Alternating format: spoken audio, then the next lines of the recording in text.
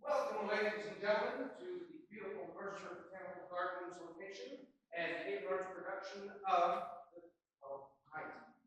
At this time, please silence all cell phones, and if you have anything running off of Bluetooth, please turn that off, as some of our sound will stop. Okay? Let's see. No video photography, as it may distract our actors as they're performing, and that is it. So if you would like to learn any more about Haven Arts Theater, please go to our website at havenartstheater.com.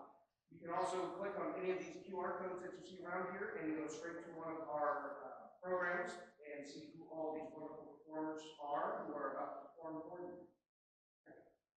If at any point if an emergency were to happen, there are exits through the way you came in or through here. Do not rely on the actors to help you. They're going to save themselves. Okay? Okay. All right. So at this time, sit back, relax, and enjoy Shakespeare's.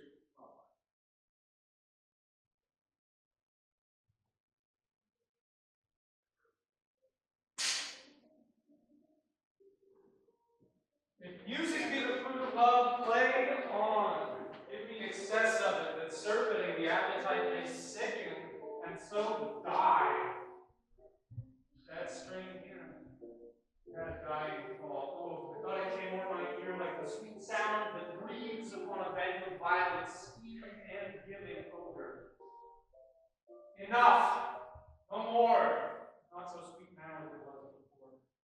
Oh, spirit of love, how quick and fresh art thou, that notwithstanding thy capacity receiveth as the sea, not enters there what validity and pitch soe'er, but falls into abatement and low price even in a minute, so full of shapes and fancy that it alone is high fantastical. Will you go hunt, my lord? What area? The heart. Why, so I do. The noblest that I have. Oh, when my eye did see Olivia first, methought she purged the air of pestilence. That instant was I turned into a hart, and my desires like fell the cruel hound dares to pursue me. How now?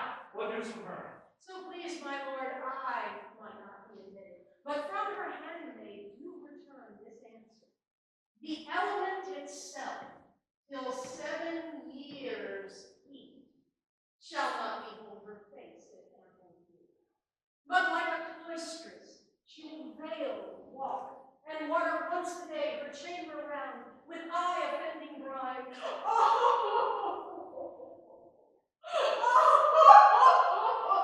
All this to season a brother's dead love, which she would keep fresh and lasting in her sad remembrance. Oh, she that hath a heart of this fine frame to pay this debt of love but to a brother, how will she love when the rich golden shaft hath killed the flock of all affections else that live in her, when liver, brain, and heart, these sovereign thrones, are all supplied and filled her sweet perfections with one self-king. Away before me to sweet beds of flowers, love thoughts lie rich when canopied with bowers.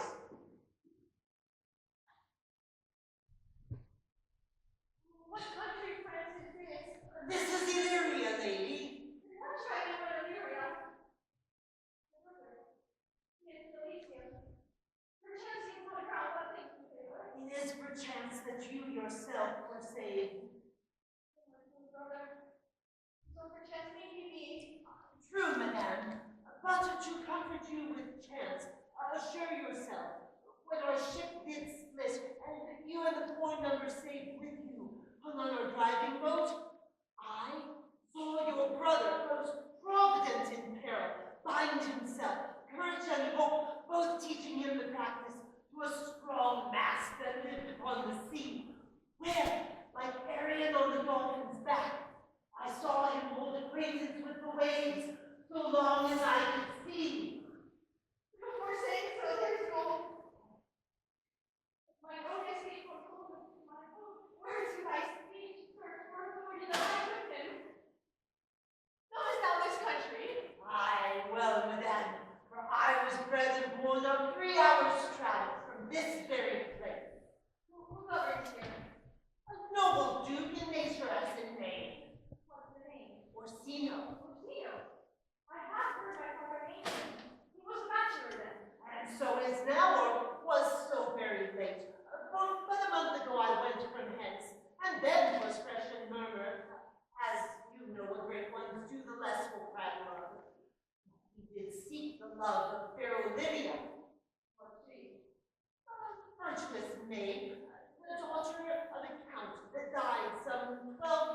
sins, then leaving her in the protection of his son, her brother, for whose dear love, they say, she hath abjured in the company and sight of men. But I served that lady. Why not leave her to the world's glad? Made my mortal need to know what might sink in. Ah, that were hard to compass, madam. For she will accept no kind of suit. Oh, no, not the Duke's. There is a fair behavior indeed, Captain. Pretty, and I'll be how she is me. Concealing what I am, and who I name, for such disguise as happily shall become the form of my intent, I'll serve this Duke. Thou shalt present me as a eunuch to him. It may be worth my pains. I will take thou thy silence to my grace. You as eunuch in your mute I'll be, when my tongue blabs, then let mine eyes don't see. I thank thee. Bring me on. What a slave needs my niece to take the death of her brother thus? I'm sure cares an enemy to life. Why, my troth, Sir Toby, you must come in earlier, oh night. Your cousin, my lady, takes great exception to your ill hours. Why, let her accept for... Accepted. Aye, but you must confine yourself within the modest limits of order. Confine? I'll confine myself no finer than I am. These clothes are good enough to drink in, and so be these boots too. And they be not, let them hang themselves to their own straps. That quaffing and drinking will undo you. I heard my lady talk of it yesterday. And of a foolish knight you brought in one night here to be her wooer. Sir Andrew, aye, he. Oh, he's as tall a man as any of you. What's that to the purpose? Why, he has 3,000 ducats a year. Aye, but he'll have but a year and all those ducats, for he's a very fool and a prodigal. Why, that you'll say so. He plays real gam, boys, and speaks three or four languages, word for word, without book, and had all the good gifts of nature. He hath indeed almost natural, for besides that he's a fool, he's a great quarreler, and what did he have the gift of a coward to allay the lust he hath in quarreling? 'Tis thought among the prudent he would quickly have the gift of a grave. By this hand, they are scoundrels and subtractors that say so to him. They, that and moreover, he's drunk, nightly, in your company. With drinking hells to my niece. I'll drink to her so long as there is passage in my throat. And drink in Illyria. He's a coward and a boisterous, will not drink to my niece till his brains stir to the toe like a parish what? Wench. You know, Rudolph, you're not surrendering. Think. Sir Toby Bells? How now, Sir Toby Bells? True. You too, sir. A cost, Sir Andrew, a cost. What's that? My niece's chambermaid. Oh, good Mistress Accost. I desire better acquaintance. My name is Mary, sir. Oh, good Mistress Mary Accost. You're mistaken. The cost is run her, board her, woo her, assail her. By my troth, undertaker in this company. Is that the meaning of a cost? Very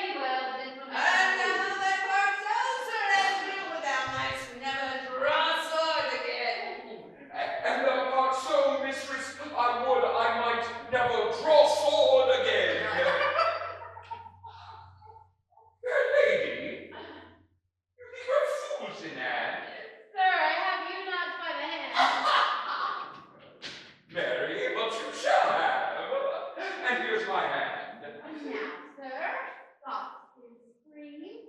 Bring your hand to the buttery bar and let it drip. Wherefore, mistress? What's your metaphor? It's dry, sir. I think so. I'm not such an ass, but I can keep my hand dry. What's your jest? A dry jest. Are you full of them? Marry, sir, I have them at my fingers' ends. Marry, now I let go your hand and I bear it. Oh, night! Oh, thou likest a cup of canary. When did I see thee so put down?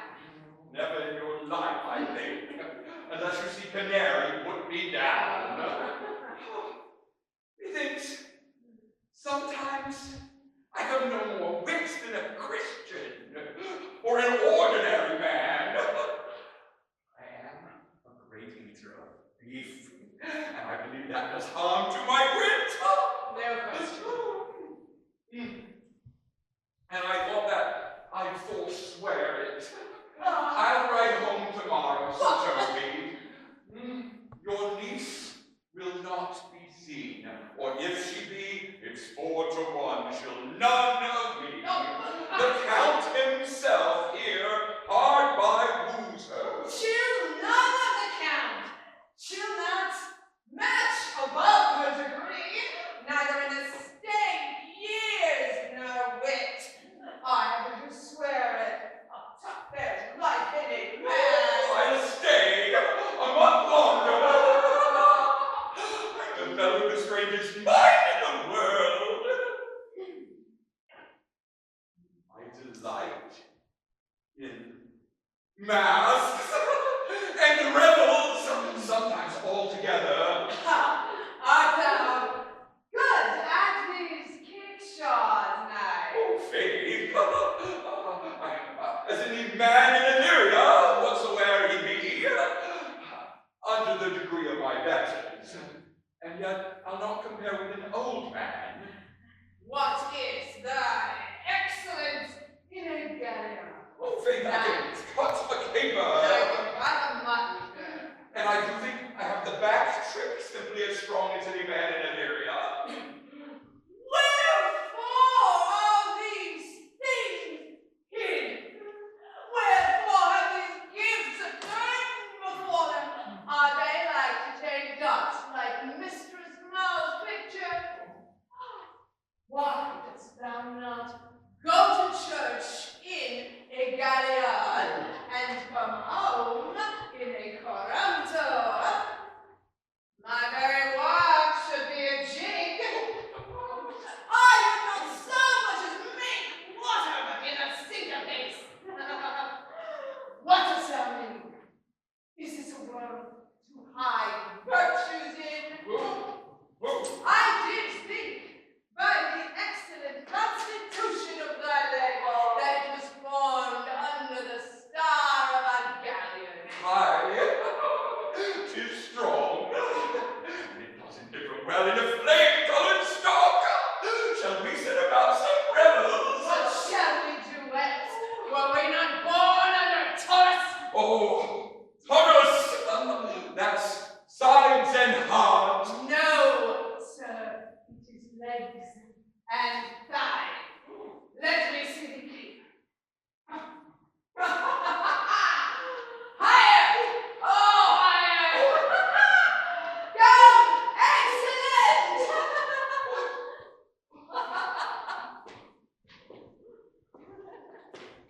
Fingers for you.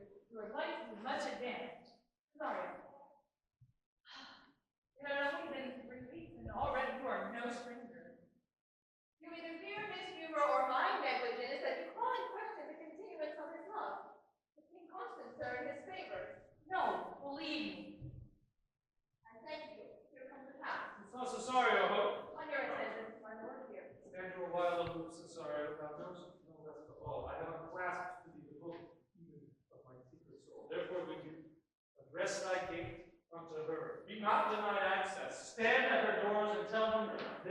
innocent foot shall grow till thou have body. Sure, my noble lord. If she be so abandoned to her sorrow as it is so, she will never admit me. Be clamorous, and leave all simple bounds rather than make unprofited return. Say I do speak with her, my lord. What then? Oh, then, unfold the passion of my love, surprise her with discourse of my dear faith. It shall become thee well to act my woes. She will attend it better in thy youth than in Anuncio's more grave aspect. I think not so, my lord. Hear that, believe it. For they shall yet belie thy happy years that say thou art a man. Diana's lip is not more smooth than Rubius, thy small height is as the maiden's organ, shrill and sound and dull is semblance of a woman's part. I know thy constellation is right apt for this affair. Prosper well in this, and thou shalt live as freely as thy lord, with all his fortunes thine. I'll do my best. Wait. Metamorpho strife. Where unto myself for being born. Nay, either tell me where thou hast been, or I will not open my lips so wide as a bristle may enter in way of thy dispute. My lady will hang me for thy absence. Hang me! He that is well hanged in this world shall fear no colors. Make that good. He shall see no fear. A good Linton answer. I can tell you of where that saying was born of I fear no colors. So where did Mistress Mary? In the wars, and that may be bold to use in your foolery. Well, God give them wisdom and habit, and those that are fools, let them use their talents. Yet you will be hanged for being so long absent, or to be turned away. Is not that as good as a hanging? Many a good hanging prevents a bad marriage. And as for turning away, let summer bear it out. You are resolute then. Not so neither, but I am resolved on 2 points. That one break, the other will hold, or give a break, your gaskins will fall. Apt! In faith, very apt. Well, go thy way. If Sir Toby would leave drinking, thou wert as witty a piece of eve's flesh as in Illyria. Please you wrong, no more of that. Here comes my lady. Make your excuse wisely, you were bed. Wit, and it be thy will, put me into good fooling. Those wits that think they have thee do very oft prove fools, and I that am sure likely may pass for a wise man. For what says Quinopolis? Better a witty fool than a foolish king. God bless thee, lady. Take the fool away. Did you not hear, fellows? Take away the lady. Go to, you are a dry fool. I'll know more of you. Besides, you grow dishonest. Oh, too false, Madonna, that drinking the counsel of men, forgive the dry fool drink. Then is the fool no longer dry.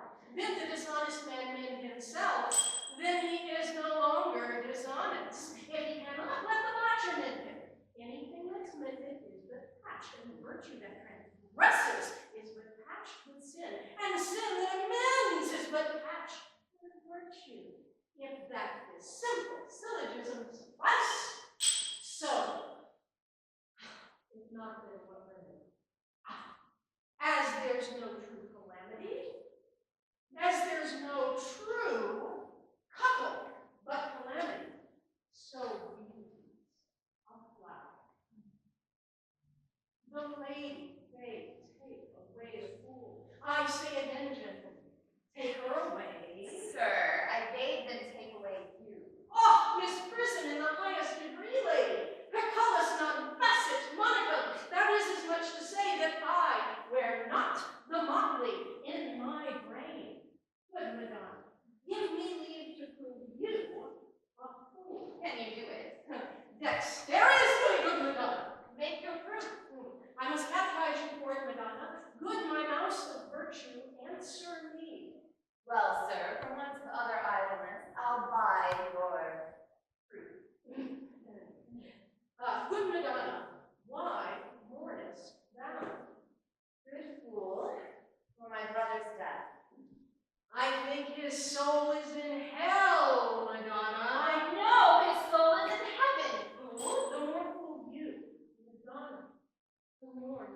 soul to you.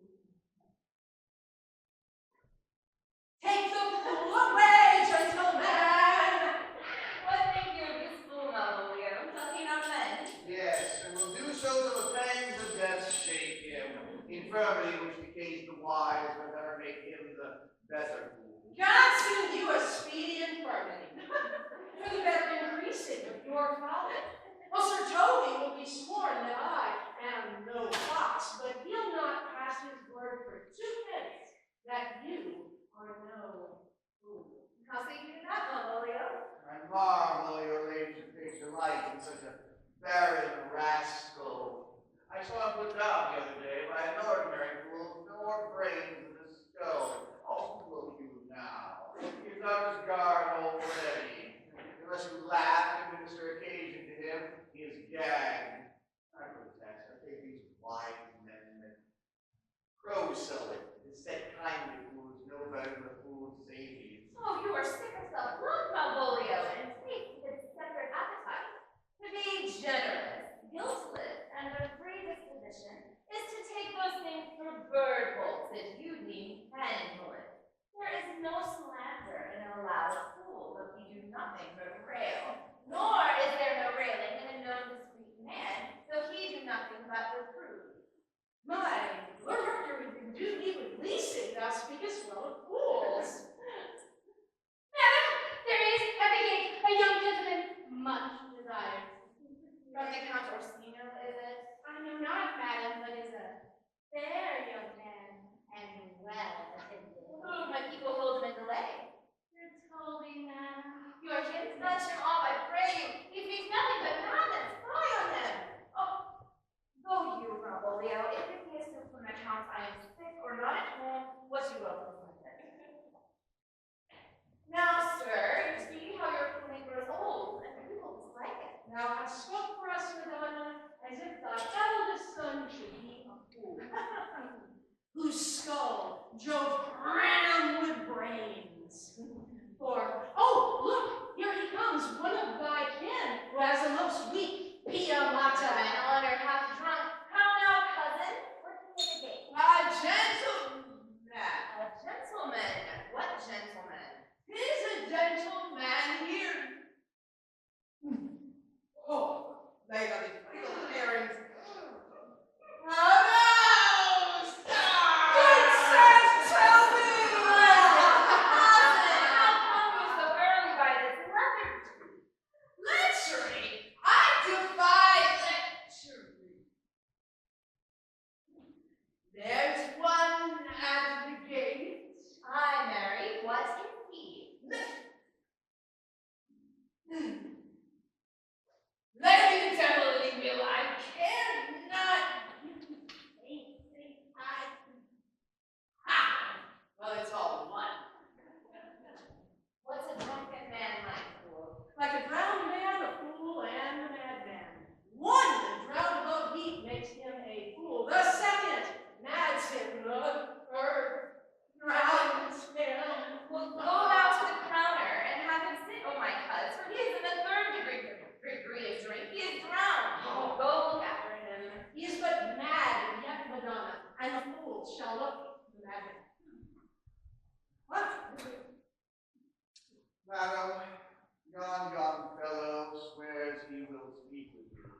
I told him you were sick. He takes on himself to understand so much, and therefore comes to speak with you. I told him you were asleep. He seems to have foreknowledge of that too, and therefore comes to speak with you. What shall be said to him? He is fortified against any denial. Tell him. He shall not speak with me. Has been told so, and says he will stand by your door like a sheriff's post, or be a supporter to a bench, but he will speak with you. What kind of man? Mankind. What manner of man? Very ill manner. He will speak with you, will you or no? Of what personage and years is he? Not yet old enough for a man, nor young enough for a boy. He is well favored. Let him approach. Call him my gentleman. Gentlewoman! Your lady calls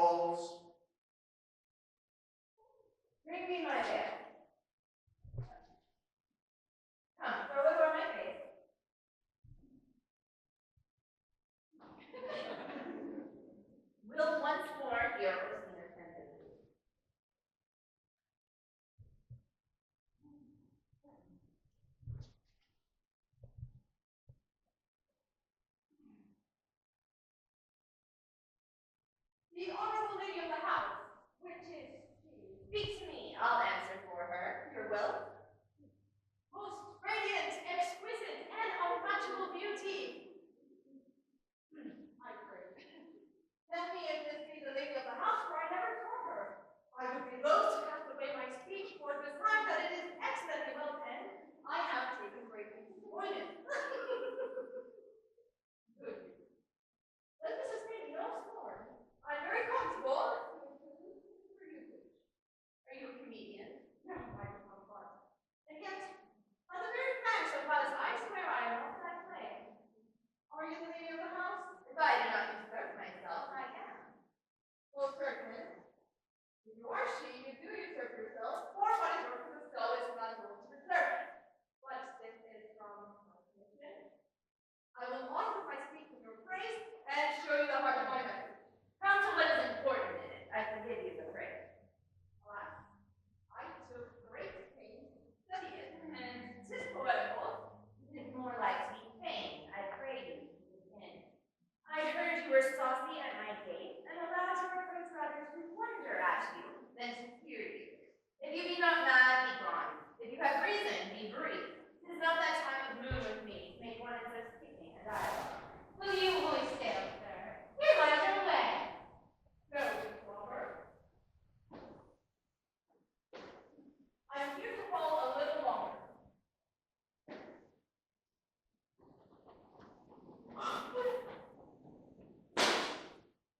Some qualification for your giant. Miss lady, tell me your mind. I have a messenger. Sure, you have some hideous message to deliver if the courtesy of it is so fearful. Speak your office. It all concerns your ear. I bring no portion of war, no taxation of homage. I hold the olive in my hand. My words are as full of peace as matter. Yet you began rudely. What are you? What would you? The rudeness that has appeared in me, how I learned from my entertainment. What I am and what I would are as secret as maidenhead. To your ears, divinity, to others, profanation. Give us the place alone. We will hear your divinity. Now, sir, what is your text? Most sweet lady. Comfortable doctrine, and much may be said of it. Where lies your text? It was Evil's bosom. His bosom. In what chapter of his bosom? Who answered by the message? In the first of his heart. Oh, I have read it. It is heresy. Have you no more to say? Good madam, let me see your face. Have you any commission from your lord to negotiate with my fate? You are now out of your text. But we will draw the curtain and show you the picture. Look you now. Such a one I was. Is it not well done? Excellently done. God did it all. Tis engraved, sir, twill endure wind and weather. His beauty truly blends with red and white. Nature's own sweet and cunning hand laid on. Lady, you're the cruelest she alive. If you would give me graces to the grave and leave the world no copy. Oh, I will not be so haughty.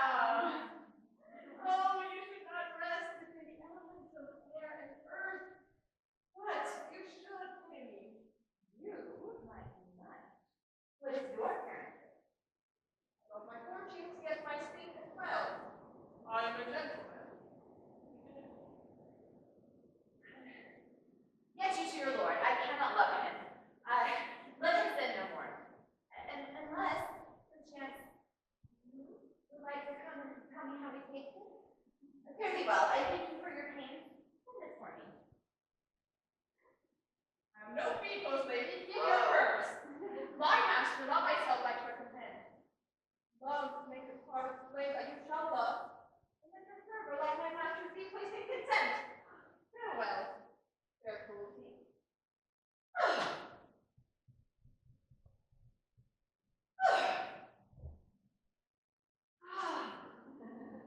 What is thy parentage? Love thy fortunes, and thy fate is well. I am a gentleman. Sworn thou art. Tongue, face, and limbs, action, and spirit to give thee fivefold blazon. But, you're fast. Not now. Unless the master was a man. I think I feel that his action is invisible and subtle slopes. In at my eye. Now, Malvolio! Here, madam, at your service. Run after that same peevish messenger, the county man. He left this ring with him, wood iron now. Tell him no one of it. Desire him not to flatter with his lord, nor hold him up because I am not for him. If he should come again tomorrow, I'll give him reason for it. I think Malvolio. Madam, I will. Do I know not what? In fear to find mine eye, too great a flatterer for my mind. Wait, show thy horse. Ourselves we do not owe. What is decreed must be. Be this so. Stay no longer. Will you not that I go with you? May your patience, my star shine darkly over the validity of my faith might perhaps conflict with yours. Therefore, I crave of you really that I might bear my people's love. With bad recompense of your love, play any of them on you. Let me know whether you are bound. No, suit me. My determinate voyage is mere extravagant. But I perceive in you so excellent a touch of modesty that you will not extort from me what I am willing to do.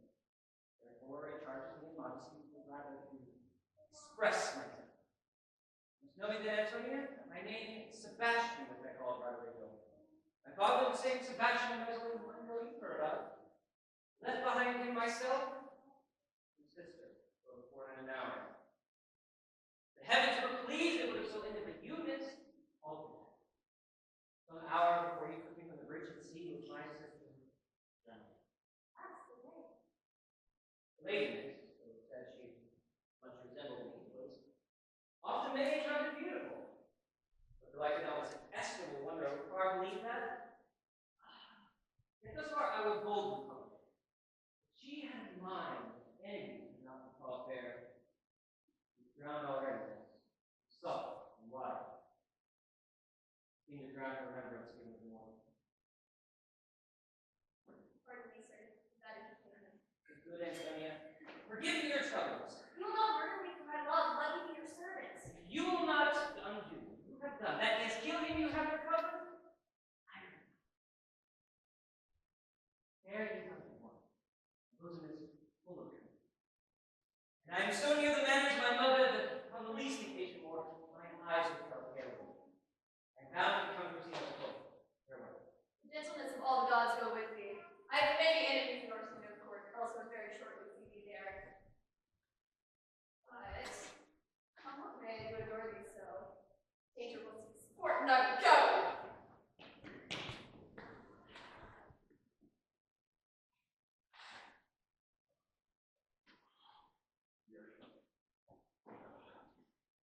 Were you not even now with the Countess Olivia? Even now, sir, on moderate pain, I have to collect them hither. She returns this ring with you, sir. You might have saved me my pains and taken it away yourself. She adds, moreover, that you should put your lord into a desperate assurance that she will none of him. And one thing more, that you would never be so hardy as to come again in his affairs, unless it is the report has taken you thither. Receive it, sir. I left no room with her.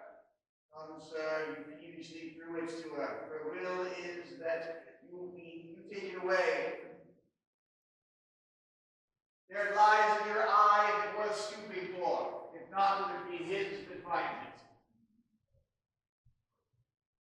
I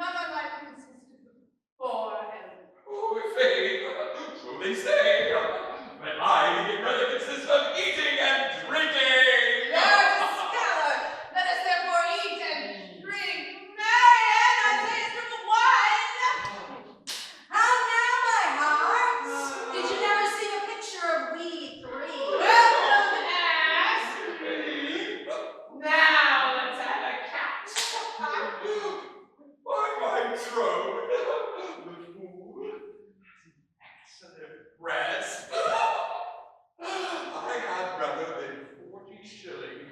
I had such a leg, and so sweet a breath to sing as the fool has. In sooth, thou wast in very gracious fooling last night, when thou spoke of hygrogravitus, of the Fabians, passing the equinoctial and quaivers. Oh, 'twas very good in vain. I sent thee 6 pence for thy leman. Hast it? I did him petticoats thy breast with thee. For Malvolio's nose is no whipstock, my lady hath a white hand, and the myrmidons are no bottle ale houses. Excellent! What, this is the very best fooling when all's done. Oh. Now, a song. Come on. Here's 6 pence for you. Especially me too. Now, shall we make the welkin dance indeed? Shall we rouse the night owl in a catch that will draw 3 souls out of 1 weaver? Shall we? When you love me, let's do it. I am dog and catch. My lady, some dogs will catch Oh, most certain. Let our catch be thou knave. Always! Thou knave, knight, I shall be constrained to call thee knave, knight. 'Tis not the first time I have constrained one to call me knave. Oh, come begin. It begins. Hold thy peace. I shall never begin if I hold my peace. Oh, good, it maid. No, come, begin. Hold thy peace, thy knave. Hold thy peace, thy knave. Hold thy peace, thou knave. Hold thy peace, thou knave. Hold thy peace, thou knave. Hold thy peace, thou knave.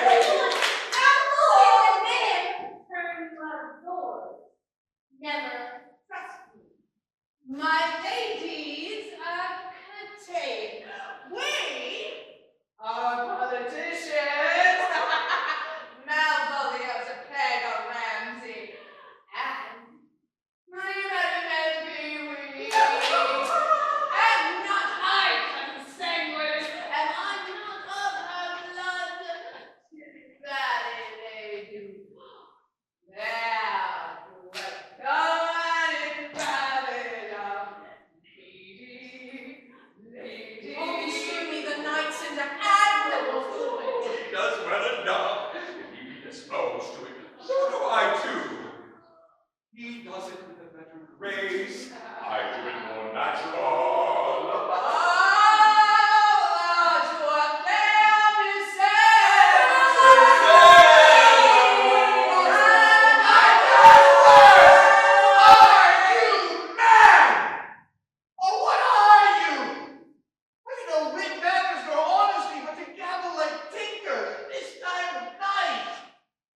You make an ale house of Our Lady's house, that you must squeak out your coziest catches with no mitigation or remorse of voice, and no respect of place, person, nor time in you. Oh, We did keep time, sir, in our catches snack up.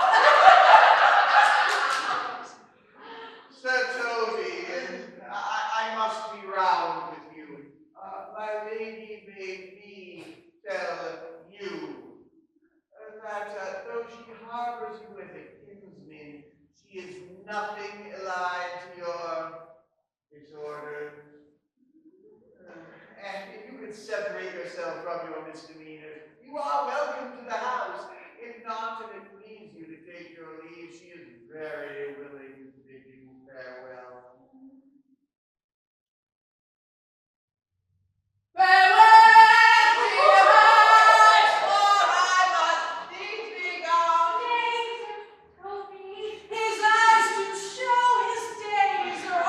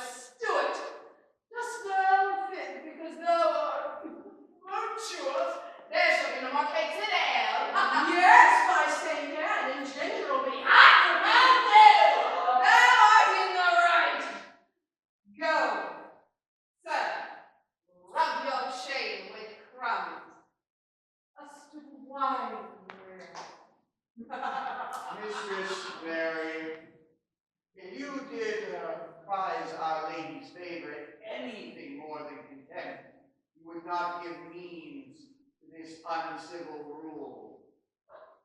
He shall know of it by this hand.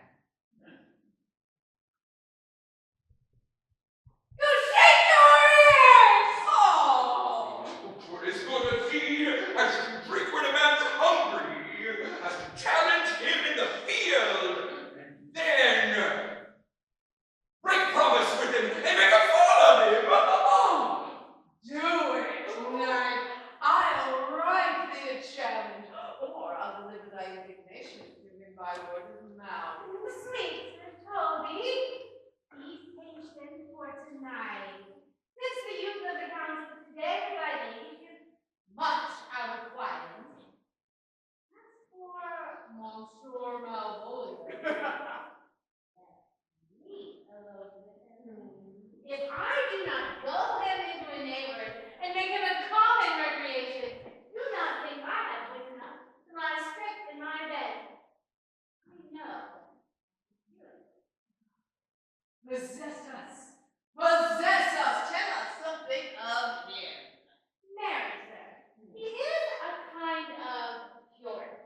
Oh, and I thought that I beat him like a dog. What, for being a Puritan? Thy exquisite reason, dear knight. Well, I have no exquisite reason for it, but I have reason good enough. The devil of Puritan that he is, or anything constantly except a time pleaser, an affectionate ass, that can't stay without book and utters it by great swords, the best persuaded of himself. No prayer, he thinks with excellent reason that it is his grounds of faith that all who look on him love him. And on that vice will my revenge find no cause to work. What wilt thou do? I will drop in his wet some obscure epistles of love, wherein by the color of his beard, the shape of his leg, the manner of his gait, the expression of his eye, forehead, complexion, he shall find himself most feelingly personated. I can write very like my lady, your niece. On a forgotten matter, we can hardly make distinction of our hands. Excellent. I smell a device. Oh, I have it in my notes too. He shall think, by the letters thou wilt drop, that they come from my niece, and that she's in love with him. My goodness is indeed a horse of that color. And your horse now will make him an ass. Ass, I doubt not. Oh, it will be admirable. Lord Royal, I warned you. I know my physic will work with him. We'll place you two and let the fool make a third, where he shall find the letter, observe his construction of it. For tonight, to bed, and dream on the event. Farewell. Good night, Cecilia. Before me, she's a good wench. She's a beagle. True bred. And one that adores me. What's that? I was adored once too. Oh, let's to bed, knight. Thou hast need send for more money. If I cannot recover your needs, I have a foul way out. Send for money, knight. If thou hast a knock in the end, call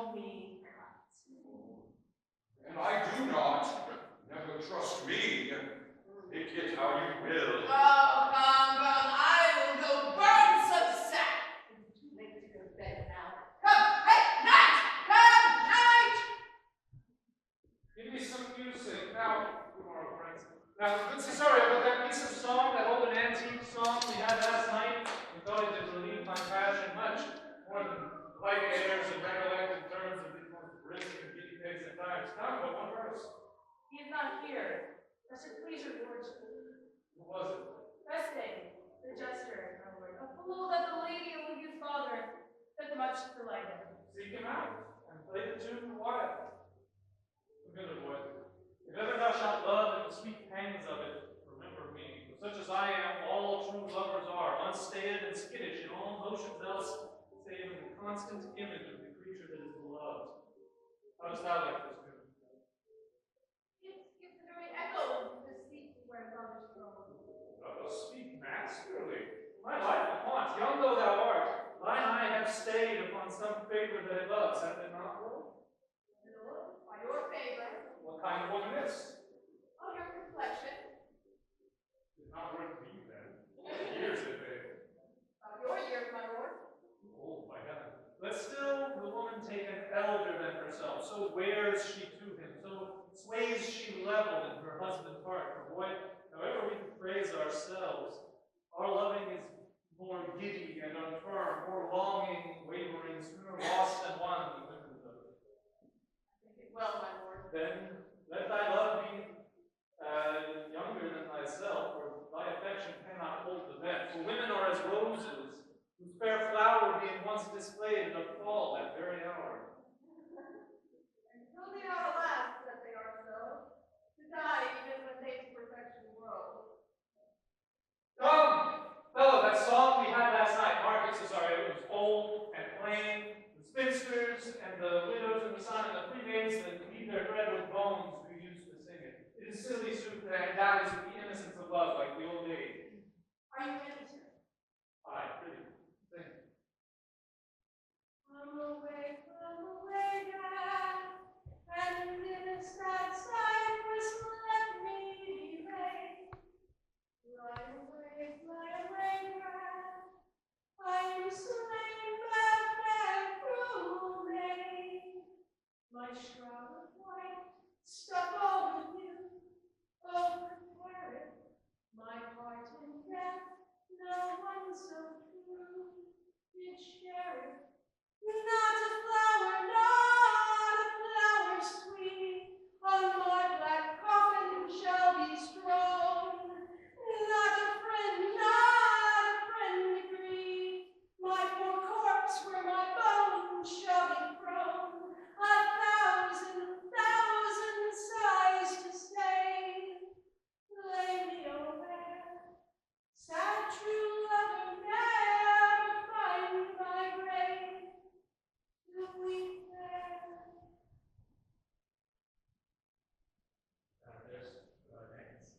No pain, sir. I take pleasure in singing, sir. I'll take thy pleasure then. Truly, sir. And pleasure will be paid one time for one Give me down being to thee. Now the melancholy God protected. And the tailor make thy doublet of changeable taffeta, for thy mind is very open. I would that men of such constancy were put to sea, that their business might be everything and their intent everywhere, for that's it that makes a good voyage of nothing. There. And all the rest in place. Once more, Cesario, get me to yon sane sovereign cruelty. Tell her, my love, more noble than the world, prizes not quantity of dirty lands. The parts that fortune hath bestowed upon her, tell her I hold as dearly as fortune. But 'tis that miracle and queen of gems that nature frames her in attracts my soul. But if she cannot love you, sir, I cannot be so answered. but you must. Say that some lady, as perhaps there is, has for your love a great half of part that you have for Lydia. You cannot love her. Tell her, so what she not then be answered? There is no woman's size can buy anything of so strong a passion as love doth give my heart. No woman's heart so big to hold so much. They lack retention.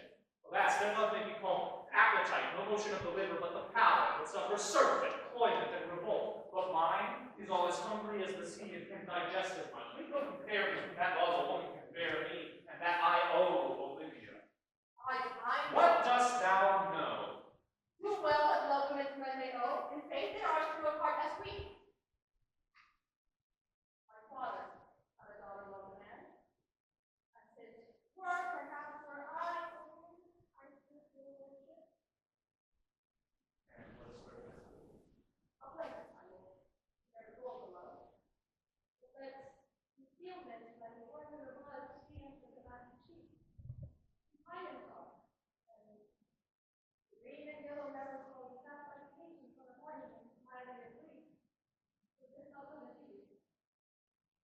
men say more, swear more, but indeed, our truth from more than will, for still we prove much in our vows, but little in our love.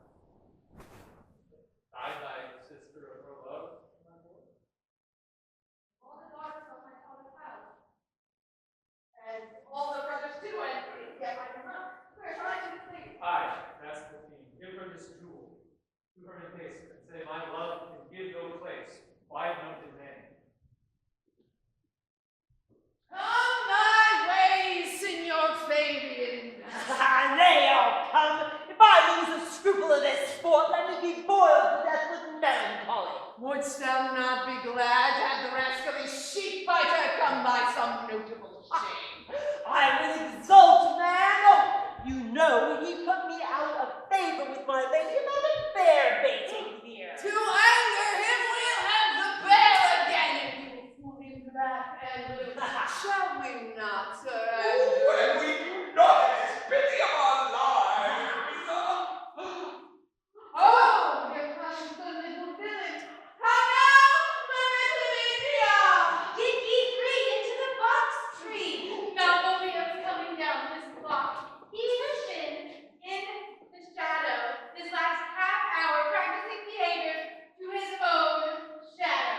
Observe him for the love of mockery, for I know this letter will make a contemplative idiot of him. Lie thou there, for here comes the trout that must be caught with ticklers.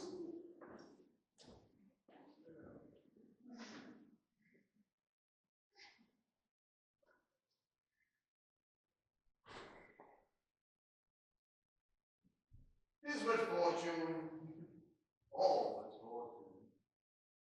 Maria once told me she did affect me, and I've heard herself come thus near that should she favor, should be one of my complexion. Besides, she uses me with more exalted respect than anyone else that follows her. What should I think of? Is an overweening rogue. Peace! What a place to make the rare turkey cock of him. Look how he jets under his advanced plume. Slight, and it's a weep the road. He's unsage. To be, talent? Malvolio? Rogue! Pistol him, pistol him! Oh, there's an example for it. The Lady Lestrade married a yeoman of the wardrobe. Oh, fire on him! Jezebel! Oh, peace! Now he's deeply in. Look how imagination blows him. Having 3 months been married to her, sitting in my state. Stone for the hit of the eye! Having come from the day bed, leaving Olivia there, weeping. Oh. And gathering my officers about me like a branch velvet robe. And then, to have the humor of the state. After a demure traveled regard, telling them I know my place, I would they should do theirs to poor my cousin Toby. Books and shadows. Peace. 7 of my people, an obedient start make out for him. I frown the while at the chance find a watch, play with my some rich jewel. Toby approaching, curtsy, there, and reach. Shall this fellow live? Oh, though our silence be drawn through us with tears, yet peace. I extend my hand to him thus, quenching a familiar smile with an august regard of control. Does not so be to blow it. Saying, cousin Toby, my fortunes have cast me on your knees. Give me this prerogative of speech. You must amend your drunkenness. Outstanding! Make patience, we break the sinews of our plot. Besides, you waste the treasure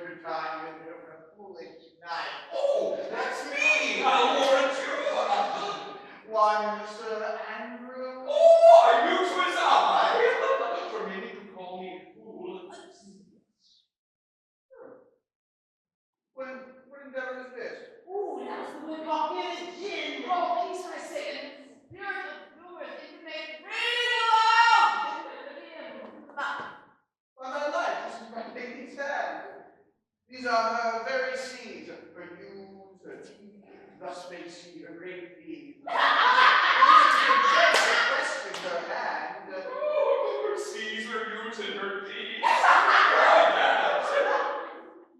Oh, To my unknown beloved, listen well wishes. Her very phrasing. But I leave wax and soft in Mercer, for Lucretia when she uses seal. If my ladies, who should this be? Or this winds and glitter and all. Jove knows I love, but who? This do not move. No man must know. No man must know. What follows? The numbers alter. If this should be the Malvolio. Very handy. I may command where I adore, but silence like Lucretia's knife, bloodless stroke my heart doth roar. M-O-A-I doth sway my life. Oh, facile, An really? excellent wench, say I. M-O-A-I doth sway my life. Let me see, let me see. Oh, what did you poison as she pressed it? And with what wing the standard checks at it? I may command where I adore. Make man. I serve her. She is my lady. There's no obstacle in this. This evidence any formal capacity. And what should the alphabetic progression portend? M-O-A-I. If I could make this resemble something in me.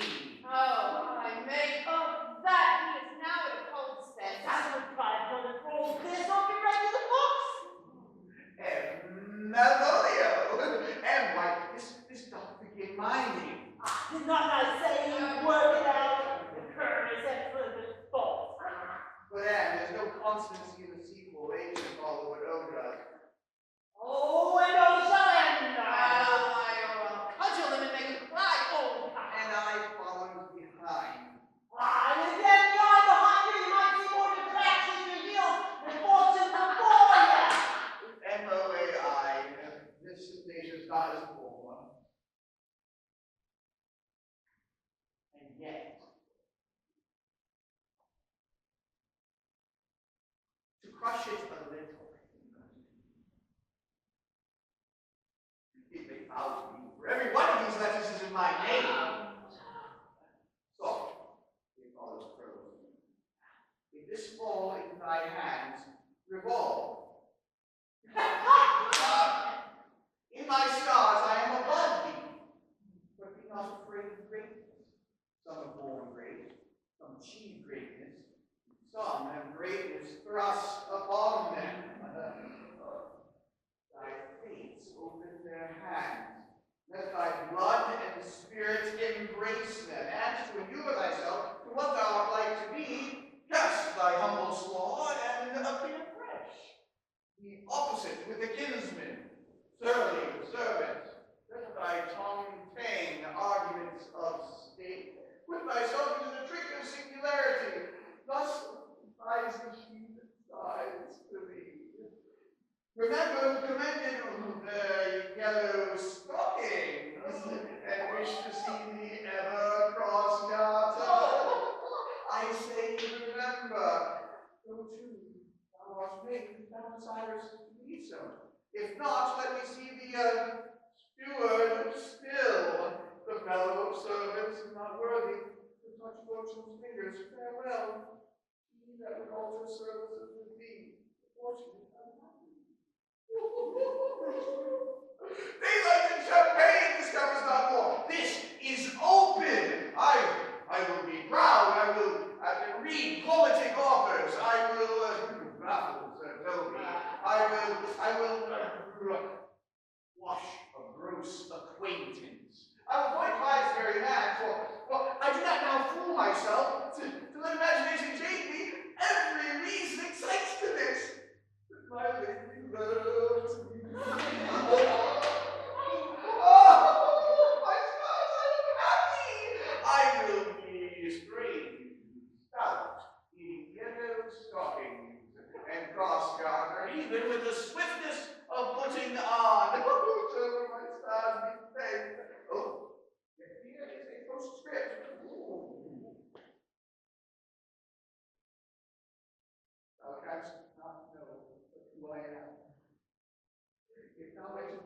My love, here am I smiling. When I smile, become thee well. Therefore, in my presence still smile, dear my sweet, my pretty. Tell my pretty. I will smile. I will do anything thou wilt have me.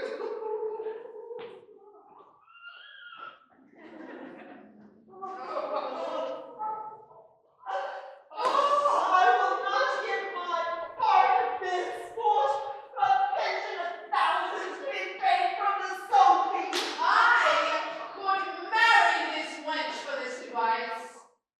Oh, so could I do. and ask no other dowry with her. Such another chest. Favor I either. Oh! Madame, set thy foot on my neck. Or a mine island. Shall I play my freedom at traitorous and become my bond slave? Oh, with favor I either. Why, thou hast put him into such a dream that when the image of it leaves him, he must run mad. Nay, say true. Does it work upon him? Like Aquavite on a midwife. And we will then see the fruit of the sport. Mark his first approach before my lady. Oh! He will come to her in yellow stockings, and his color she abhors. And cross-garter, a blessing she detests, and he will smile upon her, which will now be so unsuitable to her disposition, being addicted to a melancholy as she is, that it cannot return him to a notable contempt. You will see it follow me! Oh, to the gates of Dodge, thou most excellent devil of wit! Ooh, I'll make one too.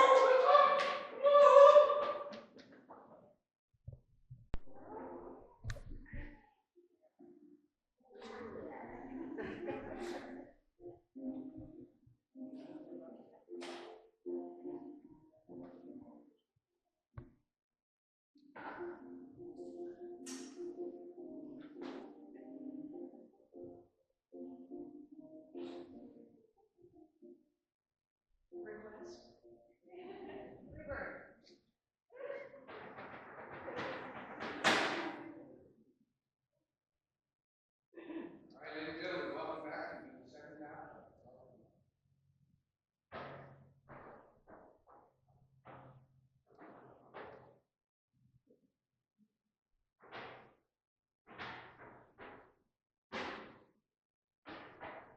Take thee, friend, at thy music. Dost thou live by thy favor? No, sir. I live by the church. Art thou a churchman? Oh, no such matter, sir. I do live by the church, for I do live in my house, and my house doth stand by the church. So thou mayest say, a king does lie by a beggar if a beggar dwells near him, or a church does stand by thy tabor if thy tabor stands by the church. You have said, sir, to see this age, a sentence is but a shovel glove to a good wit. How quickly the wrong side may be turned outward. Nay, they that doubting thy tabor's words may quickly make them wonder. I would therefore my sister had no name. Why now? Why, sir, her name's a word, and to dally with that word might make my sister wanton. But indeed, words are very rascals, since bonds disgrace them. Thy recent man? Troth, sir, I can yield you none without words, and words have grown so false, I am loath to prove reason with them. I'm warned thou art a merry fellow and carest for nothing. Oh, not so, sir. I do care for something, but in my conscience, sir, I do not care for you. If that be to care for nothing, I would that would make you invisible. Art not thou the lady Olivia? Oh, no. The Lady Olivia has no folly.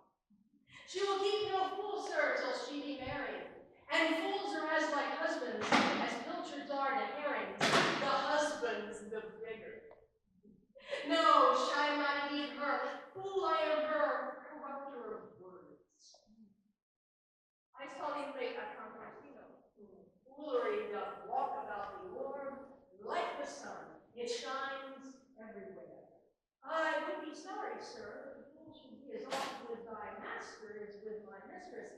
I think I saw your wisdom there. Nay, thou hast upon me on no more with thee. Oh, there's expenses for me. Oh, young Joe with his next commodity of hair, send me a beard. I'll tell thee, I'm almost sick for one. Well, not only for my chin. Is thy lady within? Hast not a pair of these at bread?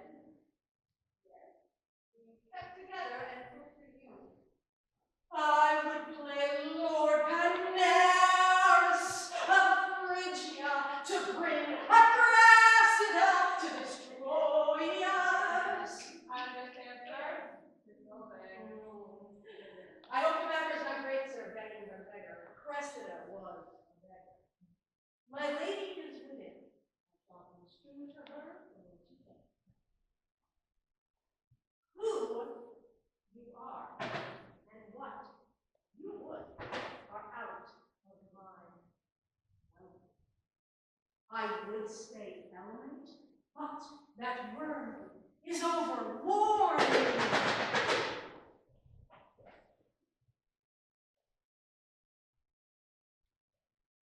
Save you, gentlemen. And you, sir.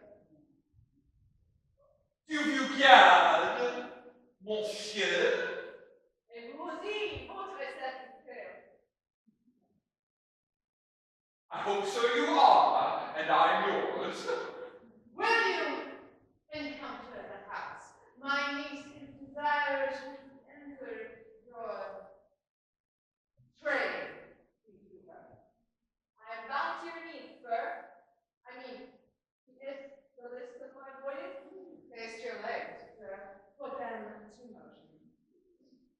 My legs do better understand me, sir, than I understand what you mean by giving me my legs. I mean to go, sir, to enter.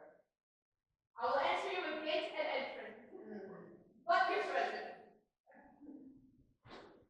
Most gracious and honorable lady, the heavens rain odors on you. Oh, that you's a rare courtier. Rain odors. Well. My madam has no voice, but your own looks pregnant and vouchsafe here. Odors. Pregnant. Vouchsafed. I get them all three already. Let the garden door be shut and leave me to my hearing.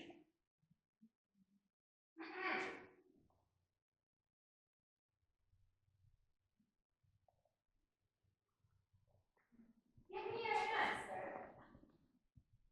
My duty, madam, and most humble servant. What's your name? Sorry, is your name? Oh, servant. Servant. My servant, sir. 'Tis never merry world since lowly cleaning was called company. You are servant to Counselor Keenan. And he is yours, and his must needs be yours. Your servant. Servant is your servant, madam. For him, I think not on him. For his thoughts would they were blank rather than filled with me. I come to whet your gentle thoughts on it, perhaps. By your leave, I tell you, I believe you never speak again of him. But were you to undertake another suit, I would hear you to say with that.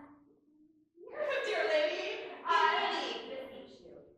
I did send, after your last enchantment here, a ring in chase of you. So did I abuse myself, my servant, and I fear me, you. Under your hard construction must I sit, to force it on you in a shameful cunning. What might you think? Have you not set mine honor at the stake and baited it with all the unmuzzled thoughts that tyrannous heart can think? To one of your receiving, enough is shown. A cypress, not a bosom, hides my heart. So what do you say? I pity you. That's a degree of love. No, not a rise, but 'tis a vulgar proof that very oft we pity enemies.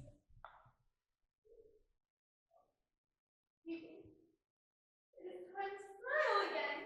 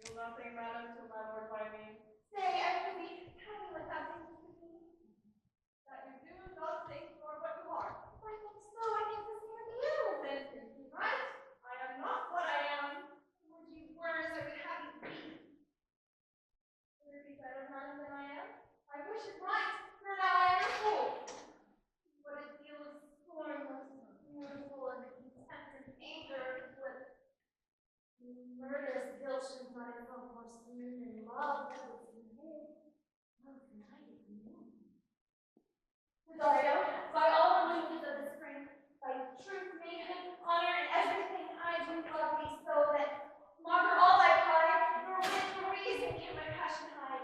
Do not extort thy reasons from this clause, that I woo, thou therefore hast no cause, but rather be the mouse is weak and better. Love sought is good, than unsought is better. What innocence I swear upon you!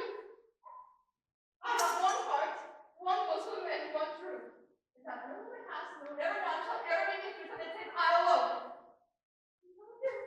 Good madam, nevermore will I my master's tears to the floor.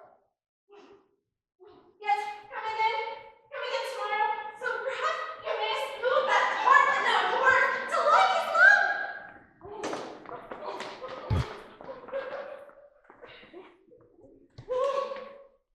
Fame! I'll not stay a jot longer! Thy reason, dear venom, give thy reason. You must need yield your reason, Sir Andrew. Mary, I saw your niece do more favors for the Count's serving man than ever she bestowed upon me. I saw it in the orchard. Did she see thee the while, boy, tell me that? Plain as I see you now. This was a great argument of love in her for you. Slight! You make an ass of me. I will prove it legitimate, sir, upon the oaths of judgment and reason. And they have been grand jurymen since before Nella was a sailor. She did show favor to the youth in your sight, only to exasperate you. You await your foremounts of valor. Put fire in your heart and brimstone in your liver. You should then have accosted her, and with some excellent jests firing from the mint, you should have banged the youth into government. This was looked for at your hand, and this was fault. The double guilt of this opportunity you let time wash off, and you are now sailed into the door of the high lady's opinion, where you are hanged like Isaac upon the Dutchman's beard. Unless you do redeem it by some laudable attempt of better policy. And the anyway must be valor for policy. I hate. I'd as lief be a brownist as a politician. Why then build me thy fortunes upon the basis of valor? Challenge me, it counts you to fight with him. Hurt him in 11 places. My niece shall take note of it, and assure thyself there is no love broker in the world can more prevail in man's condemnation with woman than report valor. There is no way but this, Sir Andrew. Would one of you bear a challenge to him? Oh God, write it in a martial hand. First and brief. It matters not how witty, so that it be eloquent and full of invention. Prompt him with the license of ink. If thou dost him some price, it shall not be amiss, and as many lies as will lie in thy sheet of paper, though the sheet were big enough for the bed of where in England? Set down, go about it. Let there be gall enough in thy ink, though thou write in goose pen, no matter. About it! Where shall I find you? We'll call thee at the Cubiculo. Go!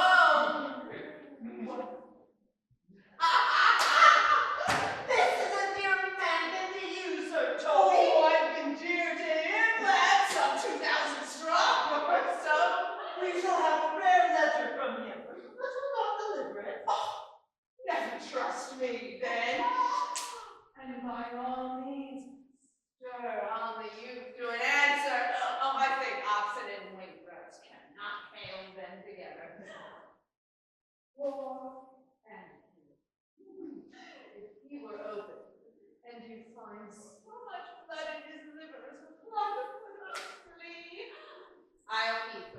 the anatomy.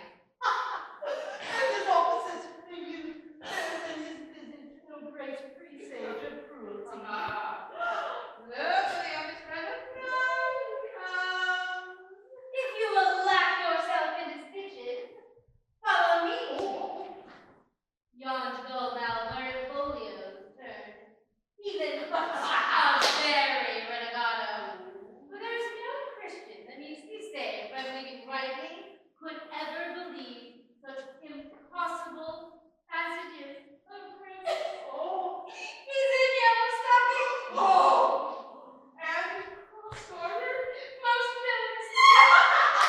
He does obey every point of the letter that I can trust to train him. You have not seen such a thing as 'tis. You hardly forbear hurling things at him. I know my lady will strike him, and when she does, he'll smile and take it for great favor. Come, bring us where he is.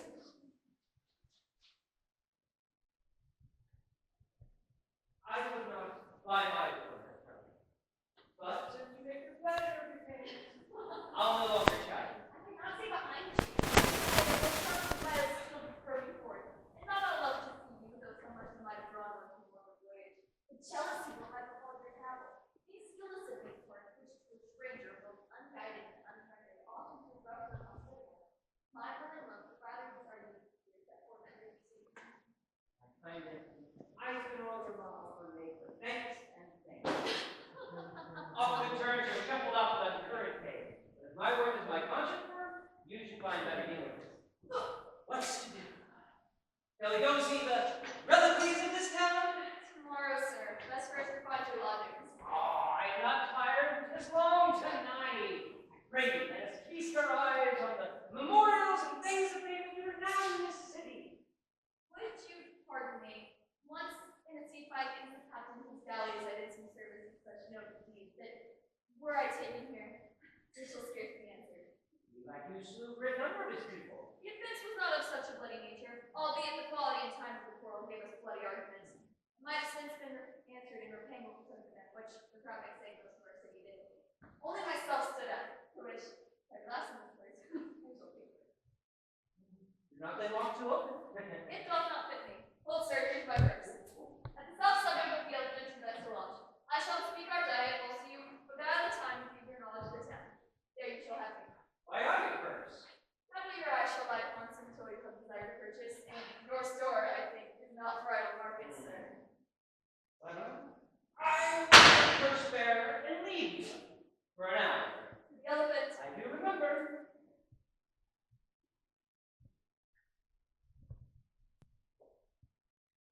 They sent for him. He says he'll come. How shall I feast him? Or what bestow on him? Rebuke is more often bought than begged or borrowed. I speak too loud. Where is Malvolio? For he is God, uncivil, and soon well-proved, unfervent with my fortunes. Where is Malvolio? He's coming now, but in a very strange manner. And a sure possessed, madam. Why? What's the matter? Does he rave? No, madam, he does nothing but smile. Your ladyship would have some guard about you. The man is sure taken in his wits. Well, fetch him in here, I pray you. I am as mad as he is, not bad and very mad as equally. But how now, Malvolio? Sweet lady.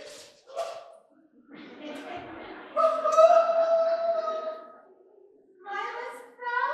I sent for thee upon that sad occasion. Oh, sad lady, I could be sad. You may some obstruction in the blood, this cross-gartering, but what of that? If you please the eye of one, very true sonnet is, please one, and please all. Why, how dost thee, man? What is the matter with thee? Oh, not black in the eye, but yellow in the legs. Oh. It did come into his hand that man must be executed. I think you know the sweet Roman hand. Wilt thou go to bed, Malvolio? Oh, to bed. Aye, sweetheart, and I'll come to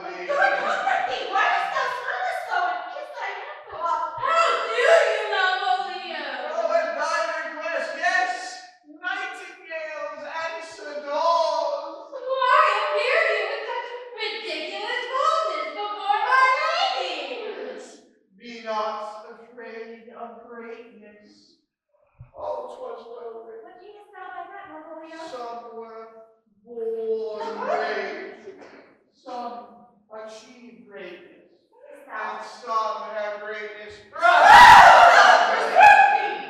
Oh, remember who commended thy yellow stocking, Yellow stocking? and wished to ever see thee cross yonder.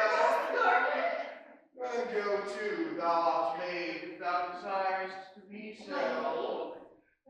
If not, let me see thee a servant still. Wait, this is very Midsummer Madness. Madam, the young gentleman that Count Mercer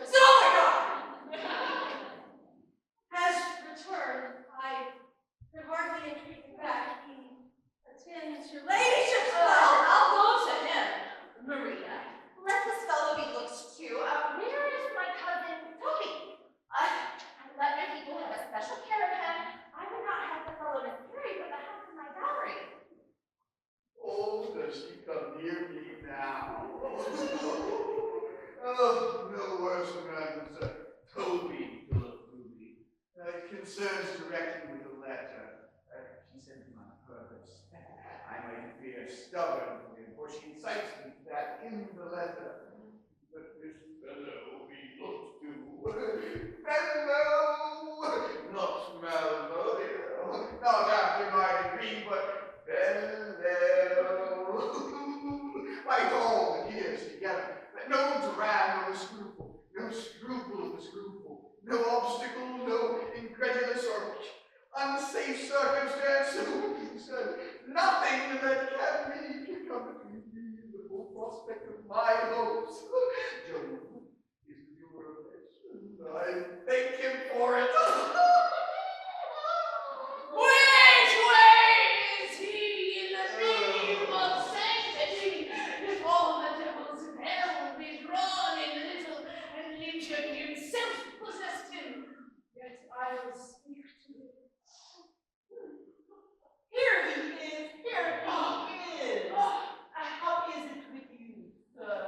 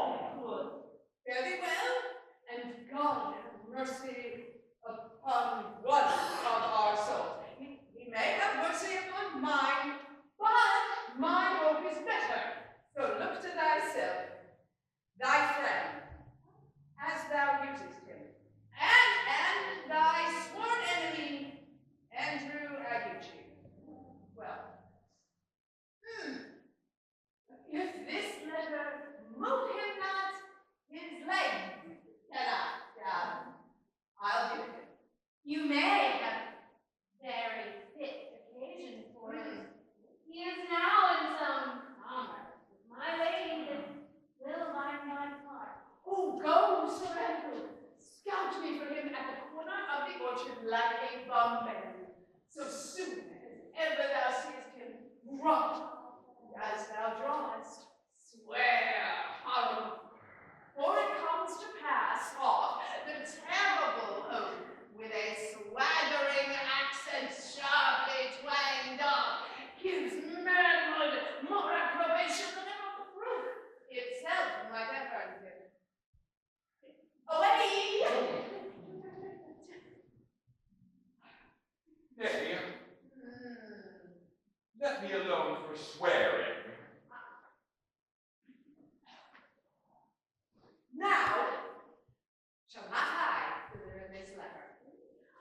What a behavior of the young gentleman marks not be good capacity and breathing. His employment between his lord and my niece confirms no less. And therefore, this letter, being so excellently ignorant, will breed no terror in the youth. He will find it comes from a black hole.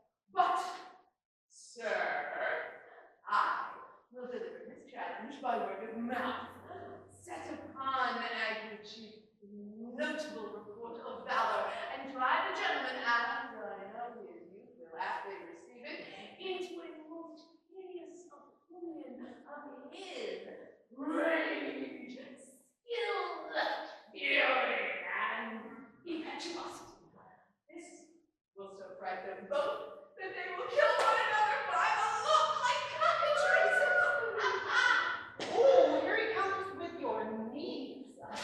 Give them way till he takes leave, and presently after him. Oh, I'm going to take a light upon some horrible message for its challenge. I have laid mine honor through uncheery out, and fed too much into a heart of stone. There's something in me that reproves my fault, but such a headstrong hope faulted me, it wants the proof. The same behavior that your passion bears goes on my master's grief. Here, read this jewel for me. With my picture. Is it not? It hath no tongue to that flee. I'm come again tomorrow. What shall you ask of me that I'll deny? That, honor's sake, may one not be here. Nothing but this. Your true love for my master. How can I, with mine honor, give to him what I've already given to you? I will acquit you. Well, come again tomorrow. Oh, very well. You let me bear my soul to hell.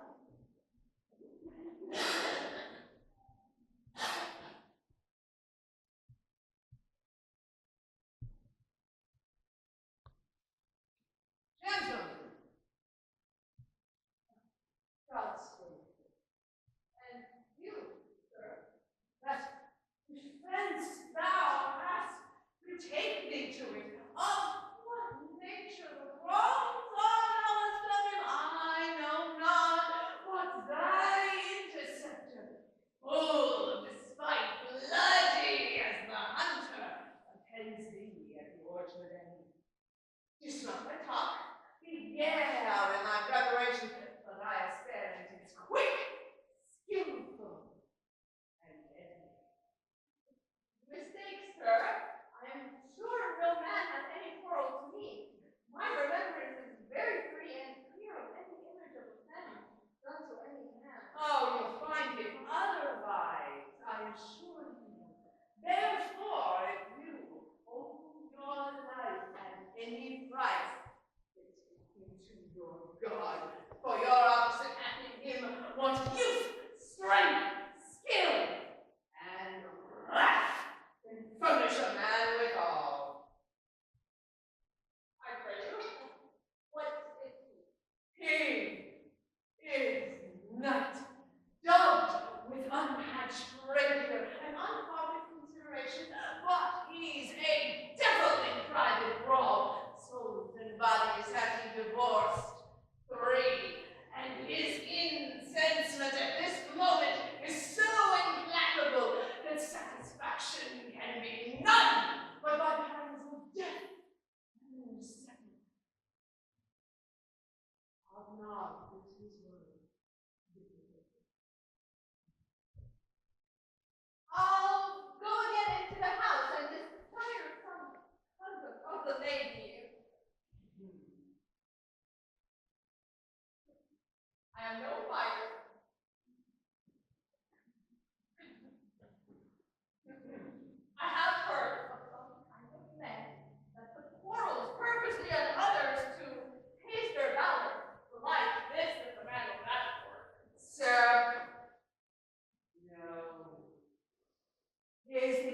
patient arrives and tell that it's a very competent injury. Therefore, get you on and give him his desire. That you shall not to the house unless you undertake that with me, which is as much safety, you might answer him. Therefore, on, or strip your sword stark naked. Meddle you must, that's certain, or forswear to wear iron about you. This is as uncivil as spring. Teach you? Do me this courteous office as to know the man what my offense to him is? It is something of my negligence, something of my purpose. I will do so. Signor Fabian, yea, you by this gentleman, till my return. I pray you, you know this matter. I know the knight is incensed against you, even to a mortal like you. But, nothing of this circumstance more. I beseech you, what manner of man is he? Oh, nothing to read him by his form, for your life to find him in proof of his valor. He is indeed, sir, the most skillful, clever, and idle officer you could ever hope to find in any part of Illyria. Will you all towards here? Oh, I will try to make your peace with him if I can. I would be much bound to you for it. I am one that had better know with Sir Priest and Sir Knight. I care not who knows so much of my devil. Oh, he's a very devil. I have not seen such a farrago. I have passed with him, rapier, scabbard, and all, and he gives me the stuck in with such a mortal motion. It is inevitable. And on the answer he pays you as surely as your feet hit the ground they step on. They say he had pretension to escape. Oh, actually, I'm not better with him. Oh, but he will not be pacified, take me, and himself can scarce hold him the other. Plague on it! I knew he'd been valiant, and so cunning in bids. Oh, he's even damned ere I challenge him. Let the matter slip, and I'll give him my horse. Great Capulet. Oh, make the motion now. Stand there. Make a good show on me. You shall enter that petition of the soul. Marry, I will ride your horse as well as I ride you. I have his horse to take up the quarrel. I have persuaded him to use the devil. And here's an horribly conceited of him. He pants and looks pale as a bear were at his heels. Oh, there is no remedy, son. He will fight you for oath's sake. Marry, he had better bethought him of his quarrel, and he finds that now scarce to be worth talking of. Therefore, draw for the supportance in thou. He protests. He will not hurt you. Oh, pretty God defend me. A little thing would make me tell him how much I like a man. Oh, if you see him furious, dig ground. Come, Sir Andrew, there's no remedy. The gentleman will, for his honor's sake, have one bout with you. He cannot, I would well avoid it. But he has promised me, as a gentleman and a soldier, he will not hurt you. Come on. Do it. Do it. Pray God he keep his oath. On guard!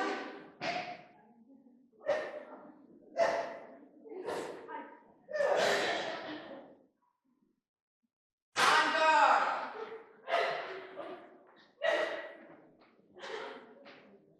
Put up your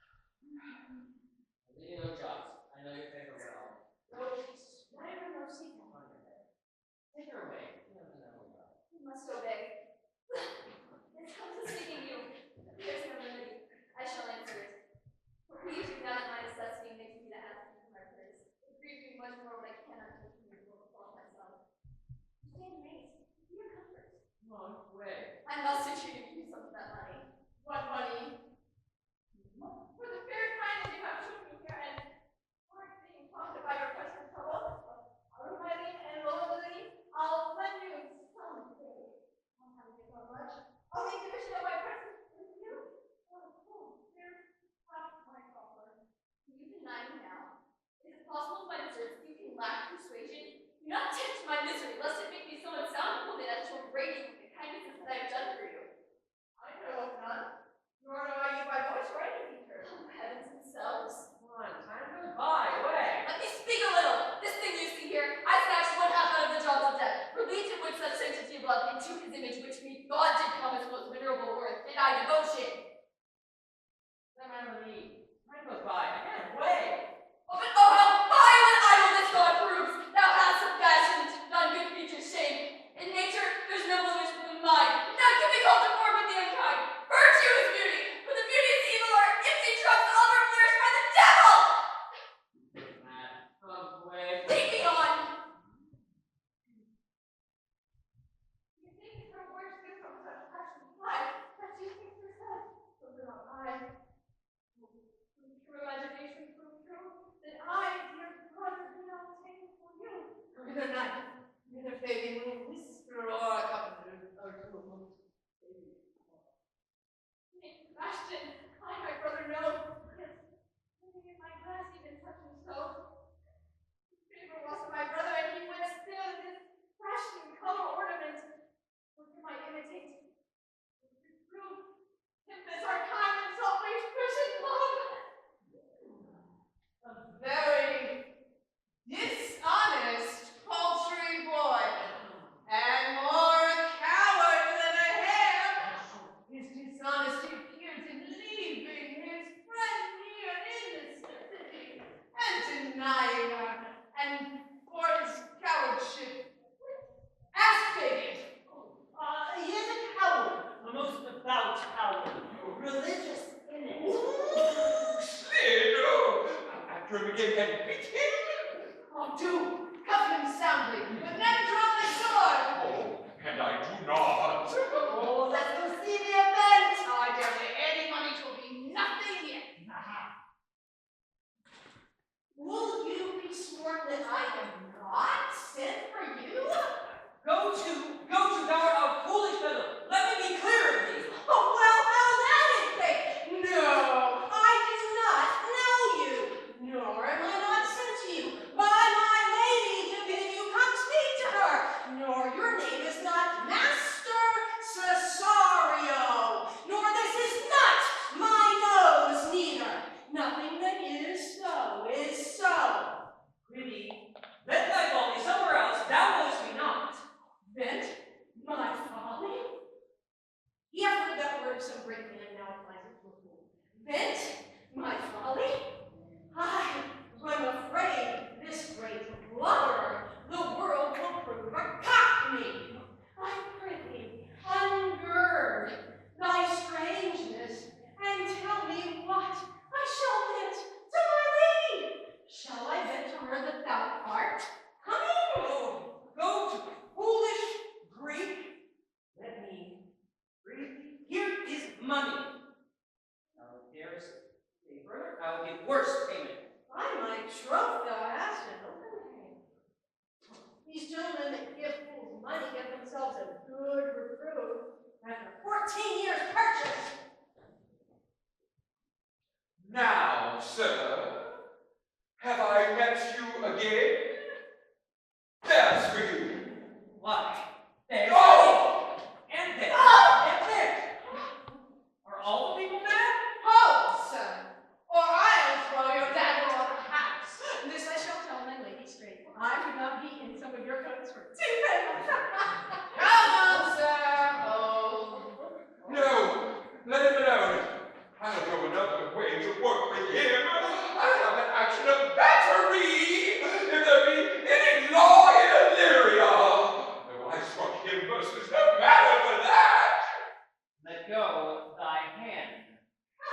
Come, I will not let you go. Come on, young soldier, put up your sword. You are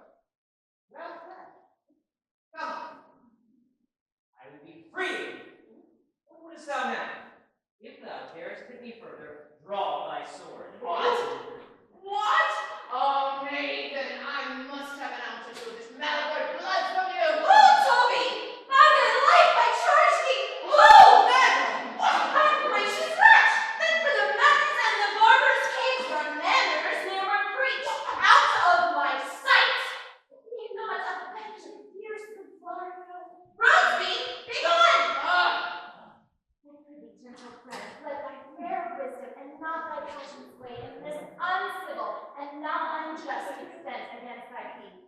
Go with me, and hear thou there, how many fruitless pranks this ruffian hath botched up, and thou thereby mayst smile at this. Thou shalt not choose it, no, do not deny. He surely stole from me. He started one more holy wine from me. What relation is this? How goes the stream? Am I mad, or else this is a dream?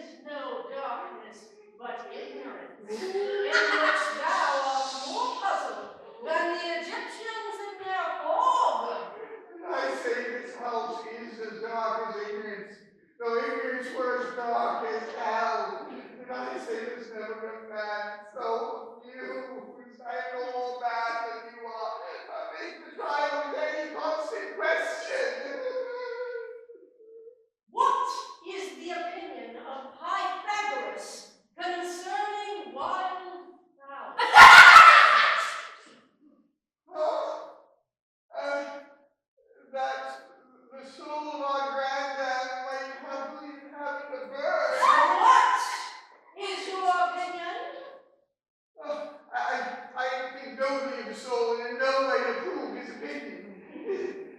Very well. Remain thou still in darkness.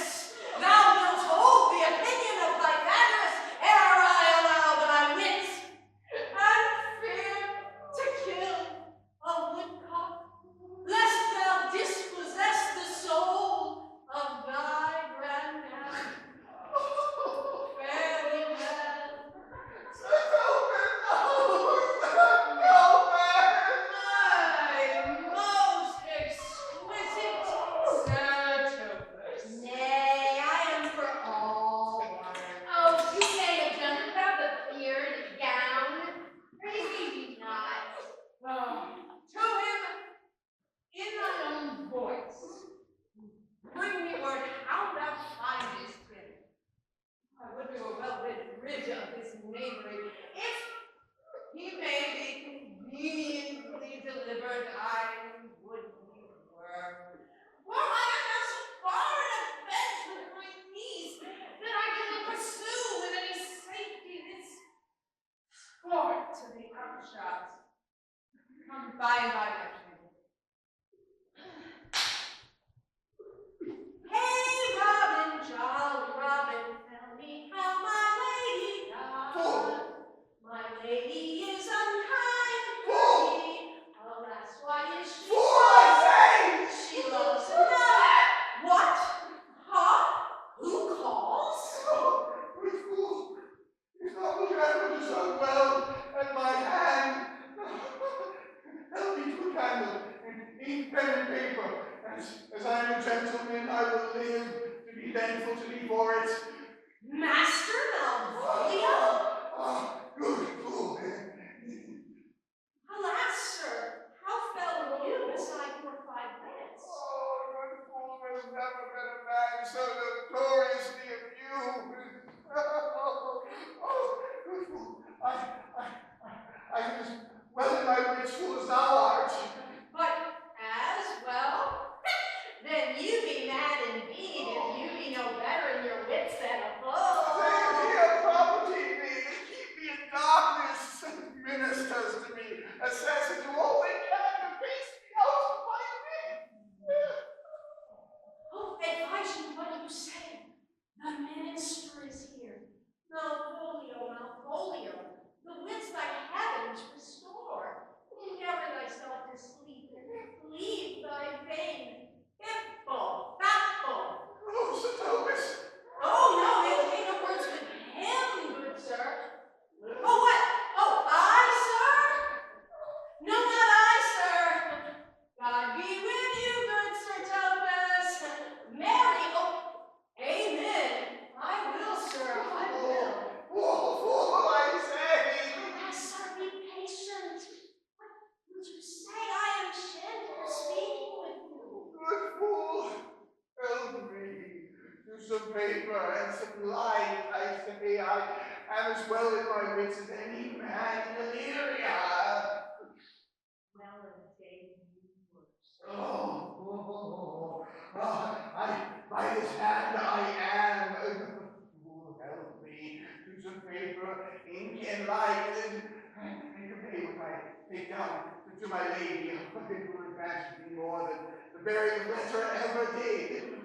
I will to it then, but tell me true. Are you not mad indeed, or do you but counterfeit? Oh, believe me, I am not. I tell thee true. Nay, I'll never believe a madman till I see his brains.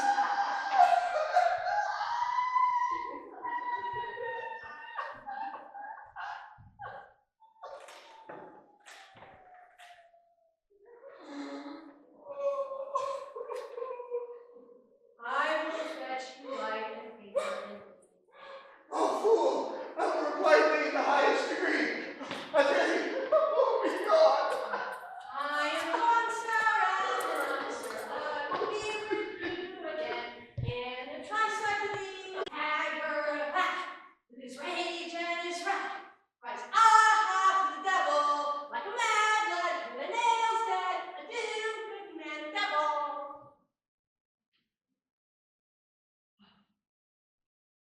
This is the air.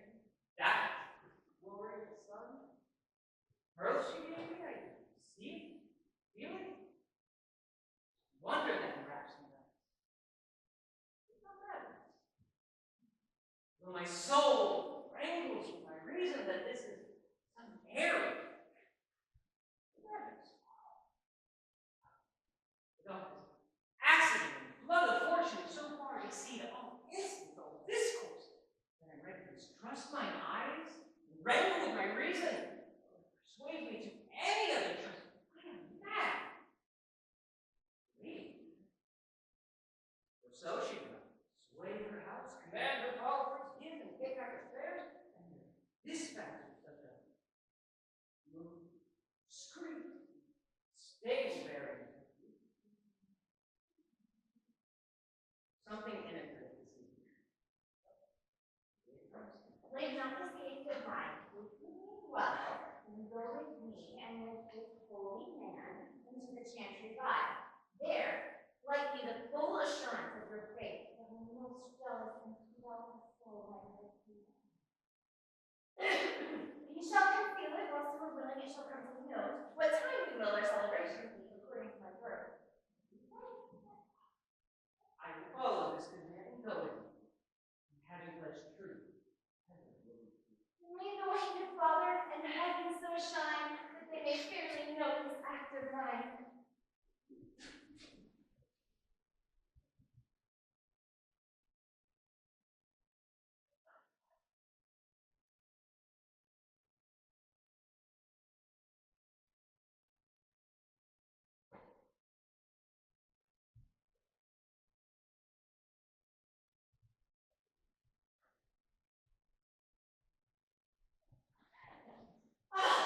Now if thou dost come to me, Let me see this Good letter. Master Fabian grant me an out of request. anything. Do not desire to see this letter. Oh, this is to give a dog, and in recompense desire my dog again. Belong you to the Lady Olivia, friend? I serve your somber trappings. I know you well. How dost thou, my good fellow? Marry, sir, the better for my foes and the worse for my friends.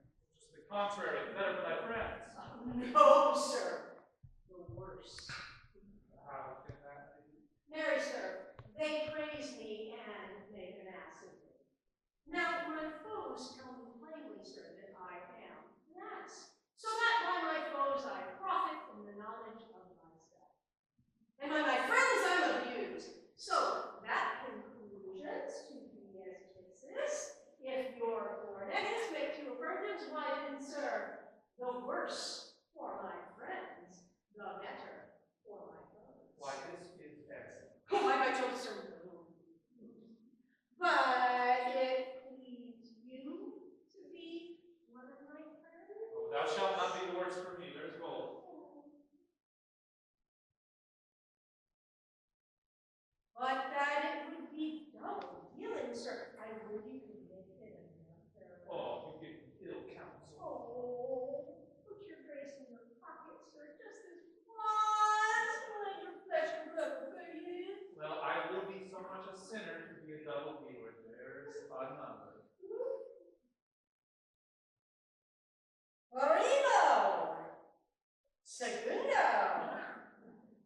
Tertio makes a good play, and the old saying goes, the good pays for all. The triplet, sir, is a good tripping measure. Or let the bells of Saint Bennet put you in mind, sir. 1, 2, 3. You can fool no more money out of me at this throw. If you will tell your lady I am here to speak with her and bring her along with you, it may await my bounty further. Marry, sir, lullaby to your bounty until I come again. I know now, sir, that I would not have you think my desire of having is the sin of covetousness. But, as you say, sir, let your bounty take it now. I will await it until Here comes the master. That's impressing me. That face of hers I do remember well, yet when I saw it last, it was besmeared as black as Vulcan with the smoke of war. A bawdling vessel was she captain for shallow draught, and bulk unprizable, with which such stateful grapple did she make with the most noble bottom of our fleet, that very envy and the common laws cried fame and honor on her. What's the matter?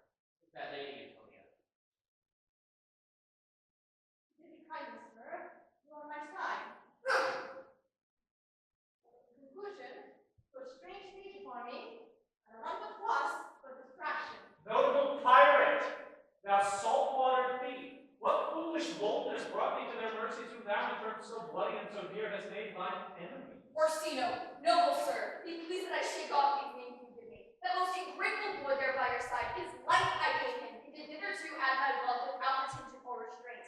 All he is in dedication here for his love, that I expose myself into the dangers of this adverse time.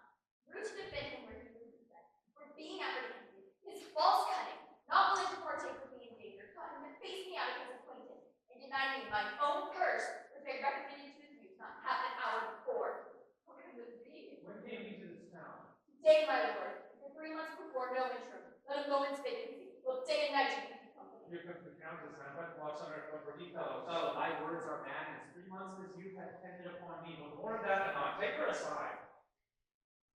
What would my lord, but what you may not have, wherein Olivia may seem serviceable? Cesario, you cannot be current with me. Gracious Olivia. What do you say, Cesario? Good my lord. Every precious name. If it be aught to the old tune, my lord, it is as fast and wholesome to my ear as howling after music. Still so cruel. Still so constant, lord. What, to perverseness, you unsimple lady, to whose ingrate and unauspicious altars my soul, the faithless offerings have breathed out that air devotion tender? What shall I do? Even when it please my lord, it shall become him. Why should I not, had I the heart to do it, like the Egyptian thief at point of death, kill what I love? A savage jealousy that sometimes savors nobly. But hear me this, since you to non-regardance cast my faith, and I hardly know the instrument that screws me from my true place in your favor, rid you the marble-breasted tyrant still. But this, your minion, whom I know you love, and whom by heaven I swear I tender dearly, him will I tear out of that cruel eye where he sits crowned in his master's spite. Come, boy, with me. My thoughts are ripe in wisdom. I'll sacrifice the lamb that I do love, just quite a raven's heart within a dove. And I, most broken, ask within me, do you rest? 1,000 deaths were died. Where goes Cesario? For him I love, more than I love these eyes, more than my life, more than I love, more than e'er I shall love wife. What do you think, you witnesses above? What is my life for killing my love? Why me? Oh, my beguiles! Who does beguile you? Who does you wrong? Is there some forgot thyself? Is it so long? Call forth the Holy Father! Come away! Away! Whither, my lord Cesario? Husband, stay! Husband? I, husband, can he not deny? Her husband, Sirrah? I, my lord, alas, it is thy base fear that makes thee strangle thy propriety. Fear not, Cesario. Take thy fortunes up. Be that which thou knowest thou art. If thou wert as great as that thou fearest. Oh, welcome, Father. I charge thee, by thy reverence, here to unfold, though lately he had intended to keep in darkness, what occasion now reveals before 'tis right, what thou dost know hath newly passed between this youth and me. A contract of eternal bond of love, confirmed by mutual joinder of your hands, attested by the holy close of lips, strengthened by the interchangement of your rings, and all the ceremony of this contract, sealed by my function and my testimony. Since when my watch hath told me, toward my grave I have traveled but 2 hours. O thou dissembling cub, what wilt thou prove when time hath sowed and grizzled on thy case? Or will not else thy craft so quickly grow that thine own trip shall be thine overthrow? Farewell, and take her, but direct thy feet where thou and I henceforth shall never be. My lord, I can protest you whatsoever. Hold a little faith, now thou hast too much fear. And you can't stop me, leave me like this. Sit here. For the love of God, a surgeon! Send one presently for Sir Toby! What's the matter? He has broke my head across, and he has given Sir Toby a bloody coxcomb too! Oh, for the love of God! Oh, help me! Oh! Who has done this, sir? I would rather than 40 pounds I were at home! Who has done this, Miranda? Oh, the Count's gentleman! One Cesario.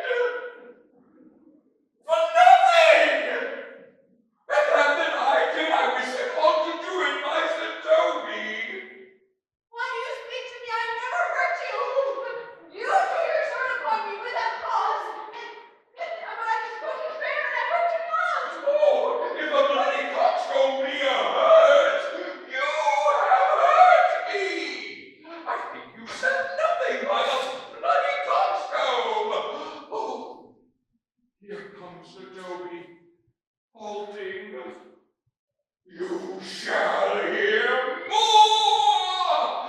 If he had not been in drink, he would have tickled you other cakes than he did. Now, gentlemen, how is for you? That's all one. Pardon me, and there's the end on it. Start! This surgeon. Oh, he's drunk, Sir Toby. An hour gone. His eyes were set at 8 in the morning. He's a rogue. And a passing measures. Even I ain't drunk as rogue. Who was at the comic with them? I'll help you, Sir Toby. We'll be dressed together. Will you? An ass-head, and a coxcomb, a knave, a thin-faced knave, a gum. Here's the bed and let his hurts be looked to.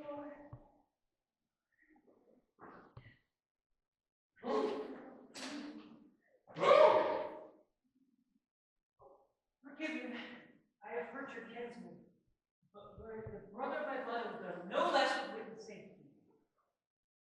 You throw a stranger guard upon me, but that I perceive I have offended you. Forgive me, dear one, one brother vows that we made but so long ago. One face, one voice, one habit, and two persons. A natural perspective that is and is not. Antonia, oh my dear Antonia, how the hours have racked and tortured me since I had lost thee. Sebastian, are you? Here's how that Antonia. How have you made decision of yourself? An apple left in two no more true than two creatures. Which is Sebastian? Most wonderful! Do I stand? I've never had a brother. I had a sister. My ways and those have devoured. Charity, what can you to me? Sebastian was my father. Sebastian was my brother too, so went he to the corner tomb. Spirits can assume both form and suit. You come to fright us. A spirit I am indeed, but in this dimension grossly clad, which from the womb I can participate in. You a woman as the rest goes on. Should let my tears fall upon your face and cry, thrice welcome, drowned Viola! There's nothing left to it but the hope of this. Not actually the person fire. Oh, do not embrace me. To the circumstances. Please time and fortune to go here and jump. But I am Viola. Which to confirm. I'll bring it to a captain in this town till I remain free. By some gentle help I was preserved to know this noble count. Oh, the occurrence of my fortune since has been between this lady and this lord. So it comes, lady, you are understood, but nature to her pious druid had been contracted to a maid. Nor are you therein by my life to see. You are betrothed both maid and Be not amazed. Right noble is his blood. If this be so, as yet the glass seems true, I shall have share in his most happy wrath. boy. Thou hast said to me 1,000 times thou never shouldst love woman like to me. For all those things will I never swear. For all those friends, I'm true and full, that's all that word by calling it the fire that ever stays in mind. Give me thy hand, and let me see thee in my woman's food. Oh, the captain has been bringing in the shore, never found my native brother, but he opposed some action with now and all your too. Follow, desperate follower of my lady. He shall enlarge him. Fetch Malvolio hither. Now I do think me, they say he is, poor gentleman, much distraught. Much distracting frenzy of my own, from my remembrance, really vanished his. Oh, how was he, Sirrah?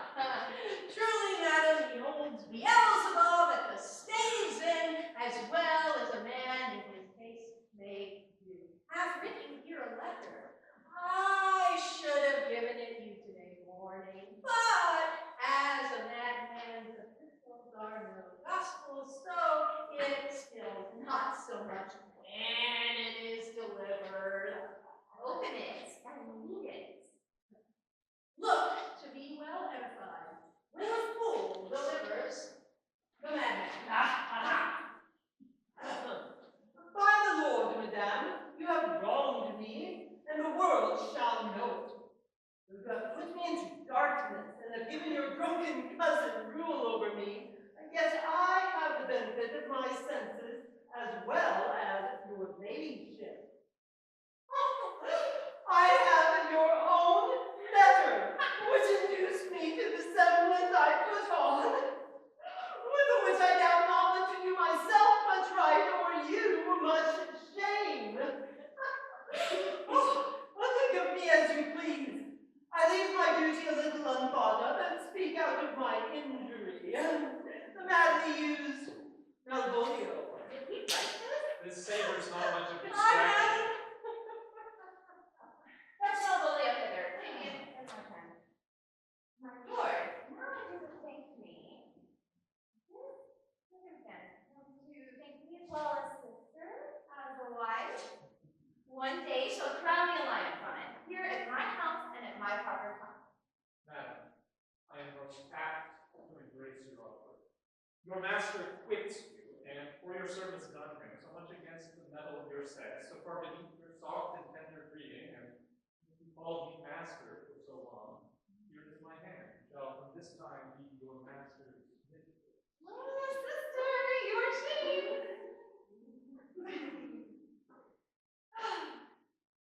Oh, is this the madman? My lord, the same. How now, Malvolio? Madam, you have done me wrong. Notorious wrong. Have I, Malvolio? No. Lady, you have. Pray you, peruse that letter. You cannot now deny it is your hand. Write from it if you can, by hand or by phrase, or say it is not your seal, nor your invention. Granted. And tell me, in modesty of honor, why you have given me such clear lights of favor. Told me to come smiling, cross guards to you, to put on yellow stockings, and to frown on Chateau the lighter people, and acting thus in an obedient hope. Why you have suffered to have me imprisoned, put in a dark room, sent priests to me, and made me the most notorious decadent as ever invention played upon. Tell me why.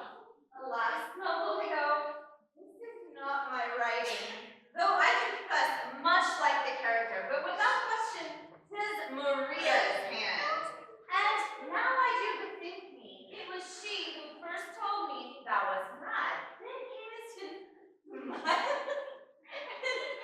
such works as were presupposed upon me in the letter. I really be content.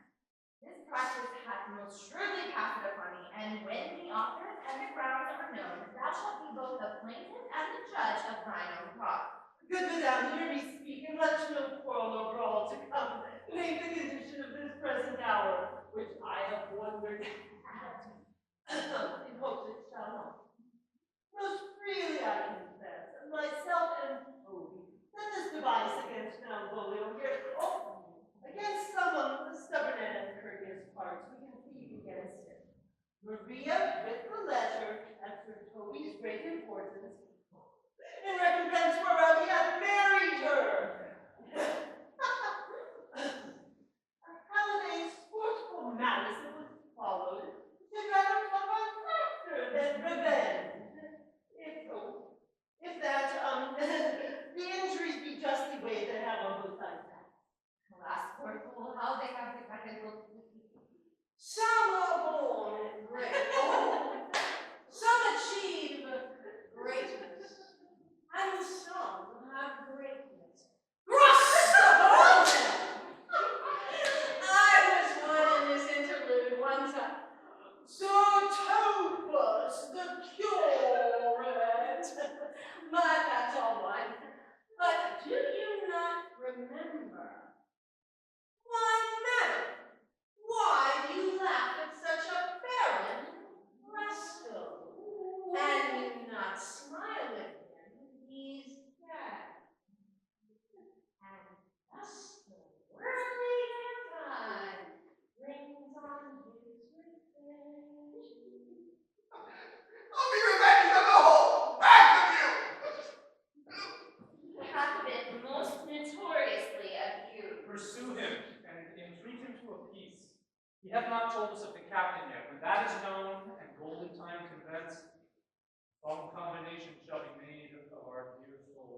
Meantime, sweet sister, we will not part from hence.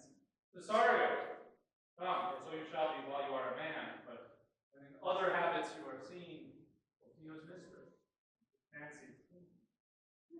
When I was a teen, my boy in the hay, oh, when in the rain, a foolish thing was but a toy for the rain. It raineth every day.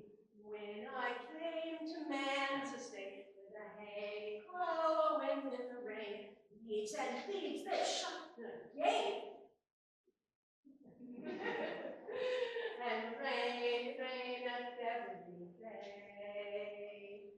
When I came last to widen the hay, oh, wind in the rain, by swaggering I did not cry. For the rain, it raineth every day. When I came to man's estate with a hay, oh, wind in the rain, knaves and thieves and toss the heads. For the rain, it raineth every day. A great while ago, the world was begun, the hay, oh, wind in the rain. And now at last our play is done, and we strive to keep safe every day.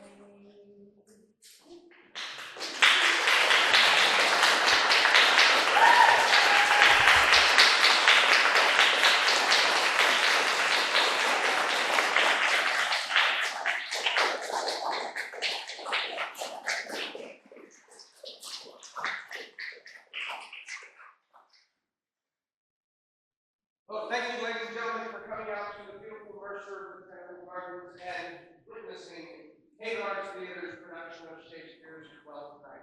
We hope you enjoyed the show. If you would like to see it in its correct environment, tomorrow and next weekend we will be performing on Story Lake, where some of the other elements get put back in where how we originally were producing this show. And